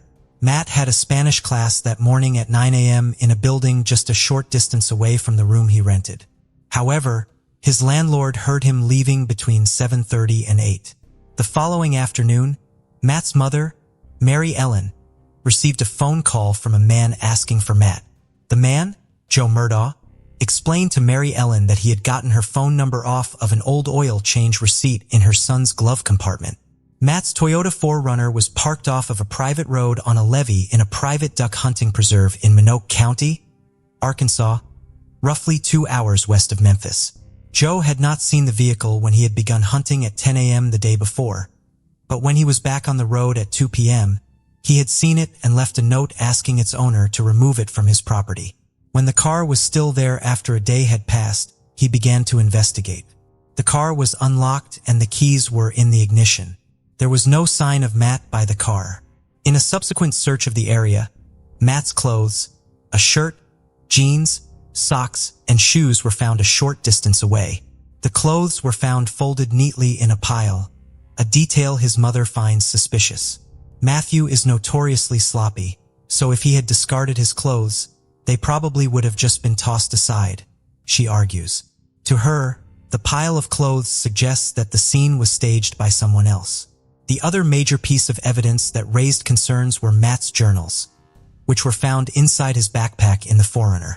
They contain various writings and poems about nature, death, immortality, and a group of silver elves. On the surface, these entries seem to indicate an unknown problem in Matt's life.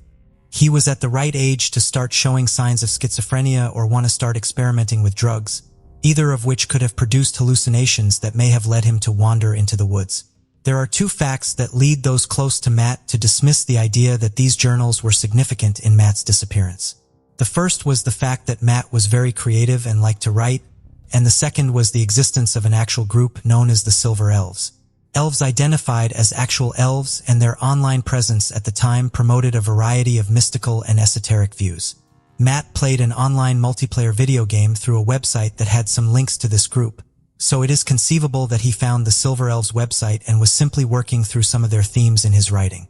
One entry in particular, however, is still concerning even with this context. Matt writes about the cold mud in the woods, lying down in icy water and feeling his blood turn into ice crystals. Matt's vehicle was found near the Bayou Metro, a large waterway whose waters were rushing near the site in question. Divers did not find anything in their search of the bayou.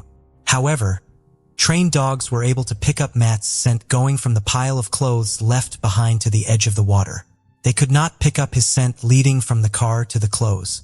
No other sign of Matt was found in the area despite extensive searches, and the case of Matt still remains a mystery. Carolyn Wasalooki was just 14 years old in 1954 but lived an edgier life than most young women her age. She bleached her hair and wore heavy makeup and wore clothes considered short and tight for the 1950s. Carolyn was spirited and gutsy, always looking for new sources of excitement and fun. She was a member of the Drapes, a rockabilly gang in the vein of the Pink Ladies or T-Birds from the musical Grease. The Drapes stayed out late and committed petty crimes but were really only dangerous and that they rebelled against the standards of how respectable young people were supposed to behave at the time. Most of the trouble Carolyn would get into will be considered par for the course of navigating adolescence today. While she lived a very adult lifestyle, she would never have the chance to actually enter into adulthood. On November 8, 1954, Carolyn told her parents she was going to meet her friend Peggy and then go to the local elementary school to register for dance classes. Carolyn was wearing a tight pink shirt, a black patterned skirt, and a black denim jacket. Her hair was in curlers covered by a scarf. Her outfit seemed out of place for an elementary school, and a quick errand hardly seemed like it would require curling her hair. While her parents suspected Carolyn was not being truthful with her plans for the evening, they let her leave their house on Mardell Avenue in Baltimore at 6:15 p.m. When Carolyn did not return within a few hours, her parents began to worry. They were used to Carolyn's rebellious behavior, but it was not like her to stay out all night. They began to search the neighborhood for her and discover that she had not made it to Peggy's home or to the elementary school. No one would know where Carolyn was until 7 a.m. the following morning. A train engineer on an express train running from Harrisburg to Baltimore noticed something on the tracks up ahead of the train near the Belvedere Bridge, roughly 8 miles from Carolyn's home. The train diverted when the engineer began to fear that the object was a body. Tragically, he was correct. It was the body of 14-year-old Carolyn. Written on her right thigh and lipstick was the name Paul. When she was found, Carolyn was missing her shoes and skirt, but her autopsy revealed that she had not been sexually assaulted. It also determined that the cause of her death was a skull fracture.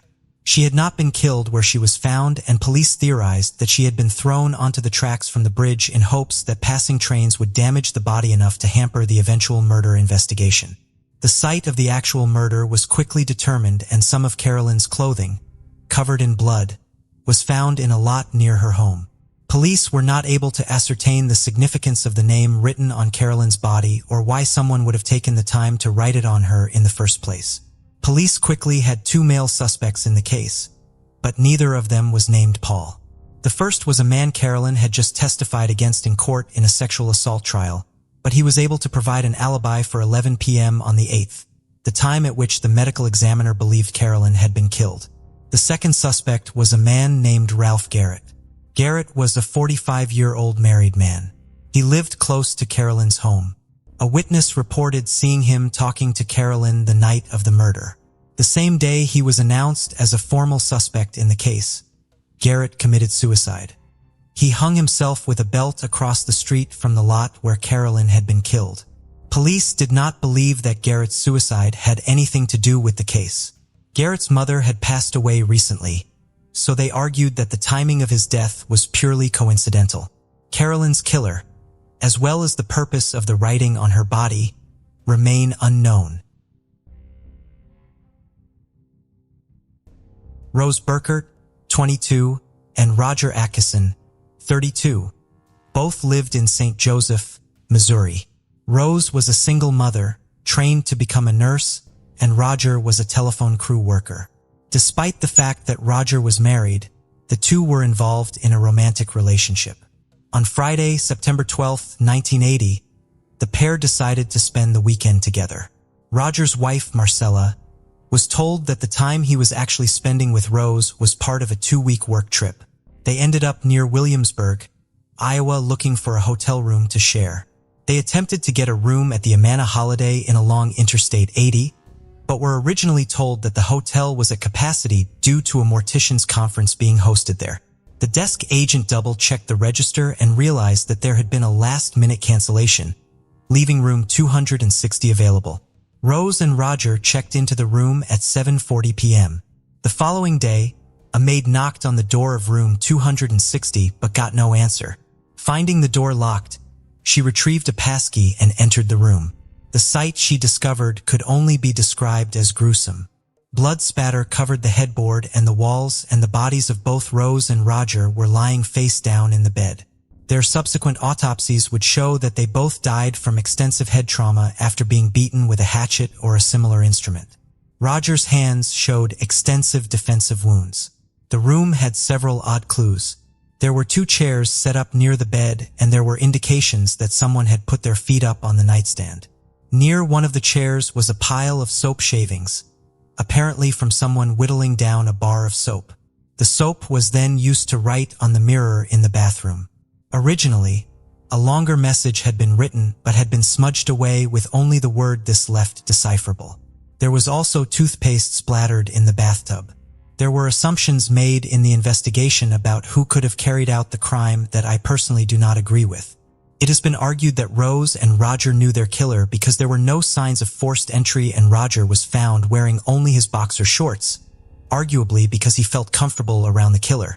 It has also been argued that the chairs could have been set up by the bed because Roger and Rose had chatted with the person or people who killed them while they were still alive. This scenario does not make sense to me personally.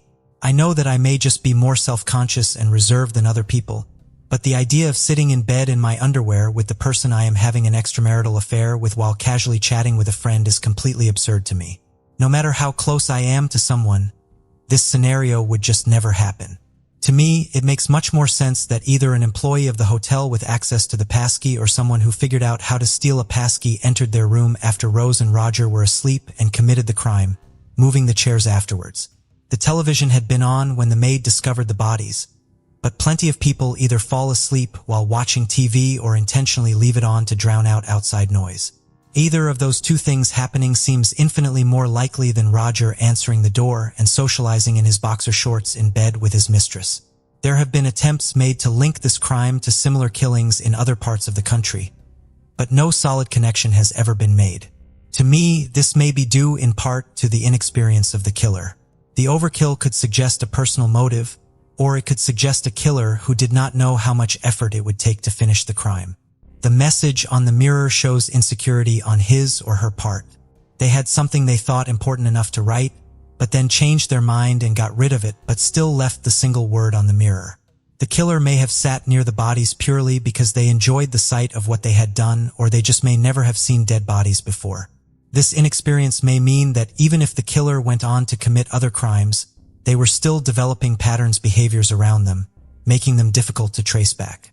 Rose allegedly had a fight with the bartender at the hotel the night she checked in. The following day, the bartender left town without collecting his paycheck, abandoned his car, and enlisted in the armed forces and got deployed to Germany before authorities had a chance to speak with him. He has largely been discredited by police as a serious suspect in the crime. While his motive does seem trivial, especially relative to the brutality of the murders, he is the only suspect who definitely knew where the couple was staying and could have gained access to their room. The other two major suspects in the case are popular because of how violent they were, but practical concerns make it improbable that either of them perpetrated the crime. Roger's uncle-in-law was serial killer Charles Hatcher, who escaped from a mental health facility in Nebraska around the time of the murders.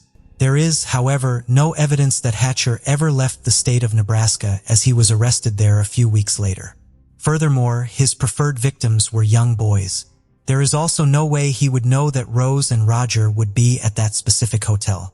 Roger's connection to Hatcher is probably simply coincidental. The other suspect is Rose's ex-boyfriend, who was a violent drug addict who was stalking her and may have been responsible for the grisly death of the dog. Rose stalking her and may have been responsible for the grisly death of the dog Rose had gotten to protect herself and her child. He has an obvious motive, but he had what police considered to be a solid alibi. He also passed a polygraph, although that does not necessarily prove anything. Like Hatcher, the major problem with him as a suspect is how we would know where Rose and Roger would be that night when they themselves did not know where they would be staying right up until when they checked in. It is unknown who originally was booked in room 260 that night and if anyone had a motive to harm them.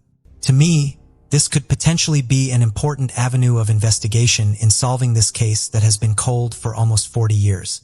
Please let me know in the comments if you agree or disagree with me about my thoughts on this case. The case of Liga Skromane. India is the only country in the world where cultural and religious traditions have not been interrupted since ancient times, which is probably why it attracts tourists from all over the planet. But in our story, we will look at India like a coin that has a different image on each side. On April 20th, 2018, at dawn, two young men went fishing down the river toward a mangrove forest. They took a long boat ride downstream until they reached a remote and quiet place. One of them jumped into the water to tie up the boat, but his attention was distracted by a pungent, acrid odor that was very close by. They went ashore and followed the odor. Curiosity led them to a horrifying find. There was something that looked like a human body hanging on a tree branch and a skull lying nearby. The guys abandoned the boat and rushed to the nearest village to report the terrible find.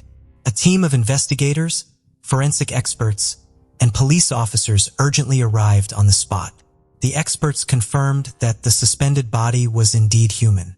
It was obvious that it had been hanging for a long time and had already begun to decompose. The flesh on the arms and legs had torn off, and the skull was found nearby. Next to the body were packs of cigarettes, packaged drinking water, and a lighter which probably belonged to the victim. An investigation was conducted at the scene the same morning. The evidence found was seized, and the remains were sent for examination. The modest remnants of clothing that could be identified on the victim revealed that Liga Skromane, a 33-year-old hiker, was the victim of an accident. But who is Liga Skromane, and what happened to her on the riverbank? Liga Skromane was born in Latvia in 1986. She grew up in a large and friendly family, had an older brother, and a younger sister. The sisters were very friendly and from childhood shared all joys and hardships with each other. Growing up, Liga moved to Ireland, but always maintained close relations with her family. It was in Ireland that she met Andrew Jordan. It was not love at first sight, as the modest Liga had difficulty in communicating with new people. But after 5 years, Liga and Andrew turned into a married couple who made great plans for the future. Despite the fact that Liga worked in a hotel and led a modest lifestyle, she dreamed of opening her own center of yogic retreats in Portugal. Andrew supported his beloved's idea, and together, they saved money for 4 years to fulfill their dream. But fate had other plans. In was experiencing the effects of an aggravated skin disease that was causing physical and mental discomfort. To help her sister overcome this ailment and restore her emotional state, her sister Ilsa invited Liga on a trip. So in February 2018, an ILS traveled to Tiruvananthapuram, the capital of Kerala, so that Liga could receive Ayurvedic treatment for depression. Kovalam is the premier Ayurvedic resort of Kerala in India. Kovalam, which means grove of coconut palms in Hindi, is a small village offering everything you need for a comfortable and complete rest and treatment. Ayurveda is the oldest system of medical knowledge, which originated more than 5,000 years ago. Ayurveda is based on the universal laws of nature, on the unity of all things in this world. Ayurvedic programs help a person to restore balance and harmony in the body. Panchakarma is the best Ayurvedic program for modern man in Kerala. Panchakarma helps to reboot the body effectively. Most of those who have undergone the Panchakarma course in Kerala repeat it annually, and it is not without reason, as regular Panchakarma not only allows us to get rid of extra pounds, but also adds a couple of decades of healthy life. Since 1985, has been recognized by the World Health Organization as the most effective system of alternative medicine in the world. Let us emphasize that all the promised benefits of Ayurveda are only an alternative, not a panacea for healthy longevity. The 33-year-old Liga and her sister came to Kerala in search of spiritual enlightenment, hoping to be cured of depression in one of the Ayurveda centers. Their treatment tour was scheduled for 6 weeks and included yoga classes, meditation, therapeutic herbal drinks, and nutritional and massage recommendations. The sisters were treated together at an Ayurvedic clinic at Kovalam in Kerala and have already completed their course. On the morning of March 14th, refused to go to yoga class with her sister, explaining that she had a headache. When Isla returned to her room, Liga was not there. With the help of the hotel staff, Liga was able to find out that her sister left the hotel around 30 a.m., wearing leggings and a yoga t-shirt, hired an auto rickshaw, and went to Kovalam Beach for a walk. The beaches around Kovalam are popular destinations for both domestic and international travelers. The sandy beaches of Kovalam are always crowded. However, Liga could not be found there. Liga wandered the beach until late at night, showing her sister's picture, but never heard the long-awaited response that someone had seen her. This was actually strange, as Liga was a tall white girl who definitely stood out, and if she was actually on the beach, someone should have seen her. After searching unsuccessfully, Isla went to the police station to report her sister missing. However, the Indian police officers did not show any sympathy for the missing foreign tourist. On the contrary, they complacently asserted that they would surely find the girl who had strayed, or that she would surely return the next day. They were not even deterred by the fact that Liga, according to her sister, had psychological problems and could be an easy target for criminals. The police registered a case, but the investigation started coldly, or rather, it is more correct to say, did not start at all. Liga had traveled extensively in Kerala, visiting Kollam, Verkala, and finally came to Kovalam. She considered herself a very experienced traveler in India, and this time, she took her sister with her to show her the India she loved so much. But the trip turned tragic. After a few days of inaction by the Indian police, Liga started searching on her own. She enlisted the help of friends and also reported Liga missing to her husband, Andrew, who flew urgently to India. The police investigation intensified after the missing person's husband, Andrew Jordan, and Liga contacted the local press and started an online campaign to find her. Liga also reached out via Twitter to India's Foreign Minister, Sushma Swaraj. Please help. My sister, a Latvian citizen, has been missing for 8 days. We are very worried, she wrote.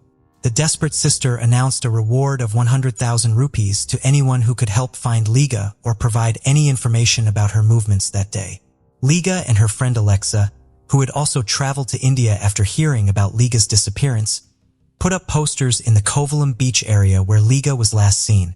Together, they put up flyers and distributed them to people. Numerous locals took an active part in the search for the missing tourist. The important fact remained that Liga suffered from depression and had a hard time interacting with strangers. On the day of her disappearance, she hired an auto rickshaw to reach the beach and was never seen again. She had about 8,000 rupees with her, but no passport, so she could not leave the country. Ashok Kumar, head of the local police station, said that the police had no leads in the case. The police kept saying that the tourist had gone on a bender or eloped and would soon return on her own. However, regular, persistent requests for help from Liga and Andrew forced the police to search for Liga. The search operation was conducted in the Kovalam beach area, where Liga Skromane was last seen. Police assumed that she had drowned, just as the unidentified body of a woman was found washed ashore at Kakal, in Kanyakumari district. Investigators examined the body along with the missing woman's sister, but the latter did not identify it as her sister. The version of drowning was not confirmed, and the search for Lager continued. Andrew, on the other hand, was convinced that his wife had been kidnapped by local gangs for the purpose of selling her. He tried to infiltrate these gangs to get more information, but was exposed and warned that repeated contact with the gangs would result in him having to leave the country.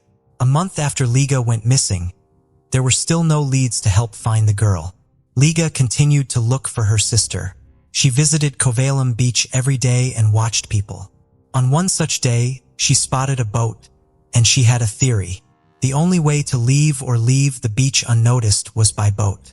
On April 17, 2018, after a forced hiatus, Andrew returned to India to continue his search. Liga and Andrew entered a new struggle to find Liga Skromane, but her body was still not found. The search was complicated by the fact that Liga was a tourist and a citizen of another country. The Latvian Foreign Ministry said the embassy was in constant contact with Liga's relatives and was also working closely with the Indian police. The Latvian embassy also appealed to the Indian Foreign Ministry with a request for special support in the search for Liga, as well as the Honorary Consul of Latvia in India, whose consular district includes the region where Liga disappeared. At the request of the Kerala state government, the Indian Navy and Air Force joined the search for the missing Latvian citizen. The search operation involved NN-32 transport plane, Gemini inflatable boats, underwater sonar, and 5 deep-sea divers. But even this extensive effort did not bring the desired result, and Liga remained missing. The search continued, and by this time, all local residents knew about the missing tourist from Latvia. They supported and sympathized with Andrew and Liger. On April 20, 2018, Phone received the longest-awaited yet most horrific call of her life. A body had been found in the mangrove jungle. She and Andrew drove to the designated spot where the police were waiting for them. For the boat crossing, Liga's heart was pounding like never before. She felt that for the moment, she would have to swim the path that Liga had traveled to her demise. On the spot, horror overwhelmed her. Liger saw her sister's clothes. She recognized the shirt and leggings on the body, but the jacket and shoes did not belong to Liger. It remained unclear how, with whom, and why Liga had gotten to a place that could only be accessed by going through Panader from Samudra Beach. 2 women confirmed that they had witnessed Liga traveling alone into the mangrove forest. But why would a girl who was being treated for depression and already alone take a boat to a remote place in the forest? The body was shifted to the Medical College Hospital, where it underwent an autopsy which was captured on video camera. The police said they could not confirm the identity of the body until DNA analysis was completed. According to the city police commissioner, the body was badly mutilated, with the head lying nearby. Police tentatively identified the dead woman as missing tourist Liga Skromane. In favor of the investigators' conclusions is also the fact that Liga's relatives identified the victim by her hair and clothes. One of the versions put forward by rescue services in India was poisoning. There are poisonous pong-pong trees in the mangrove forest, and she could have accidentally or intentionally eaten their fruit and poisoned herself. Between 1989 and 1999, more than 500 people died from poisoning by its fruits in Kerala alone. However, this theory seemed nonsensical because the person was found hanging upside down, but there was no head. It is obvious that if Liga had been poisoned, her body would have been in a completely different position, and the head would have been in place. The Indian authorities were talking utter nonsense. Based on the information about Liga's complex psychological problems, the investigators also considered the possibility that Liga had voluntarily taken her own life. Liga feared that the police would try to pass off her sister's murder as a voluntary departure from life. Although a rope had been found at the scene, and it could be concluded that the hiker had hanged herself, Liga demanded a separate explanation for the missing head. "Don't tell me it's lost," Liga said sarcastically in yet another appeal on the internet. Breathlessly, Liga and the anxious public waited for the results of the forensic tests. The forensic results were overwhelming. The report stated that there were areas of blood pooling in part of Liga Skromane's brain, as well as bruising in the neck area. The autopsy revealed that the woman had been strangled by several people and was killed in an attempted violent attack. There were external injuries on the body, probably sustained during the struggle. However, the fact of violence could not be definitively confirmed, as the body was in the decomposition stage. There were characteristic injuries on the cartilage in her throat, which indicated that someone had forcefully squeezed her throat. The trauma was severe enough to be fatal, according to forensic experts. There were blood clots in her brain, which confirmed strangulation. They also noted that there were bruises on her neck and legs. A total of 9 wounds were recorded on Liga Skromane's body. In view of the above, the police no longer considered the version of voluntary death. According to the autopsy, it was determined that Liga was murdered after resisting or struggling. Ilse breathed a sigh of relief and hoped that the police would soon find her sister's killers. But there were complications as well. As part of the investigation, the police began checking out local drug dealers and card players. In addition, during interviews with local residents, 2 women said that they saw Liga walking alone to the place where her body was later found. But the police said they did not fully trust their words. Meanwhile, Liga's relatives have accused Indian police of incompetence, claiming that if the girl had been searched for immediately, the tragedy could have been avoided. The 33-year-old Latvian tourist is believed to have been grabbed from a nearby beach and transported by boat before being strangled. A special team of investigators has begun looking for those responsible for the crime. About 40 suspects were interviewed. However, arrests were planned to be made a few days later, after the law enforcers had enough evidence. The Indian police conducted an investigation that led to the arrest of 2 men, who were eventually accused of killing Liga Skromane. Police revealed that Liga Skromane was lured by 2 men, who then abused her before dismembering her body. The alleged assailants, who are now in custody, are local dealers in illegal substances.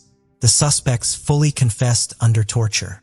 Both the accused were pimps and were also dealing in illegal substances, police said. The autopsy did not reveal much evidence, because Luger's body was badly decomposed. Andrew Jordan filed a petition in Superior Court for a review of the felony murder case. He believed that more people were involved in the woman's murder. In the petition, he pointed out that both defendants later recanted their pleas of guilty to the crime. According to Jordan, the men may have confessed because they were tortured, which as it turns out is a common practice in India. However, the Supreme Court of India denied the murdered woman's common-law husband, Andrew Jordan, a review of the case due to lack of direct evidence.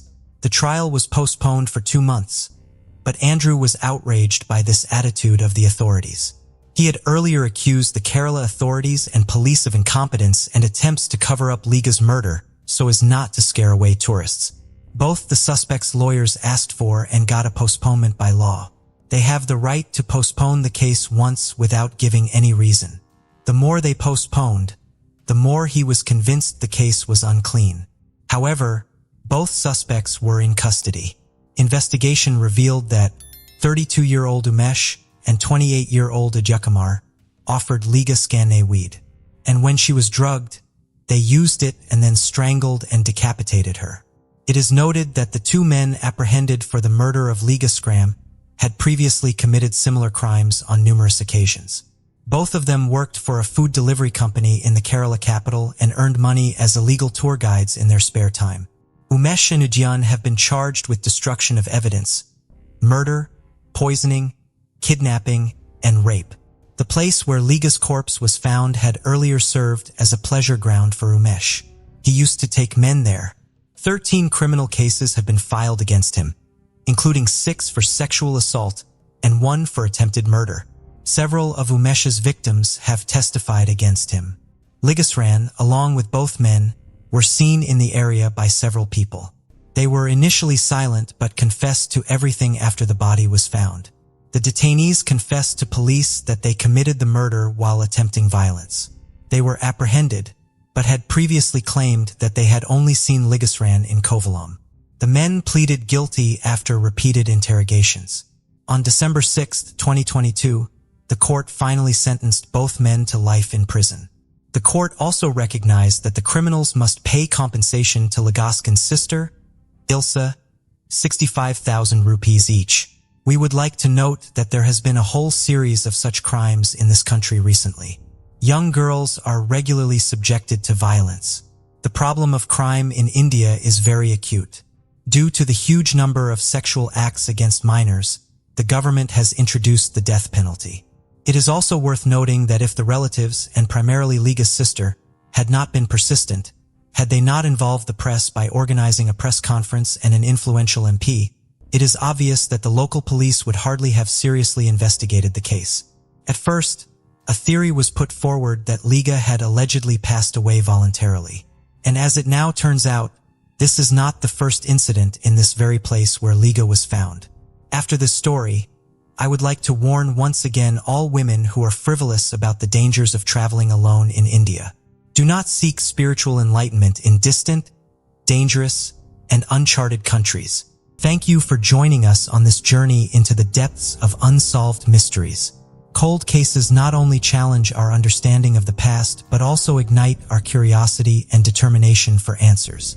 Remember to subscribe to stay updated on our latest investigations. And if you have any information regarding the cases we've covered, don't hesitate to reach out. Together, we can shed light on the shadows of the past and bring closure to those who seek it. Until next time, stay vigilant, stay curious, and never stop seeking the truth.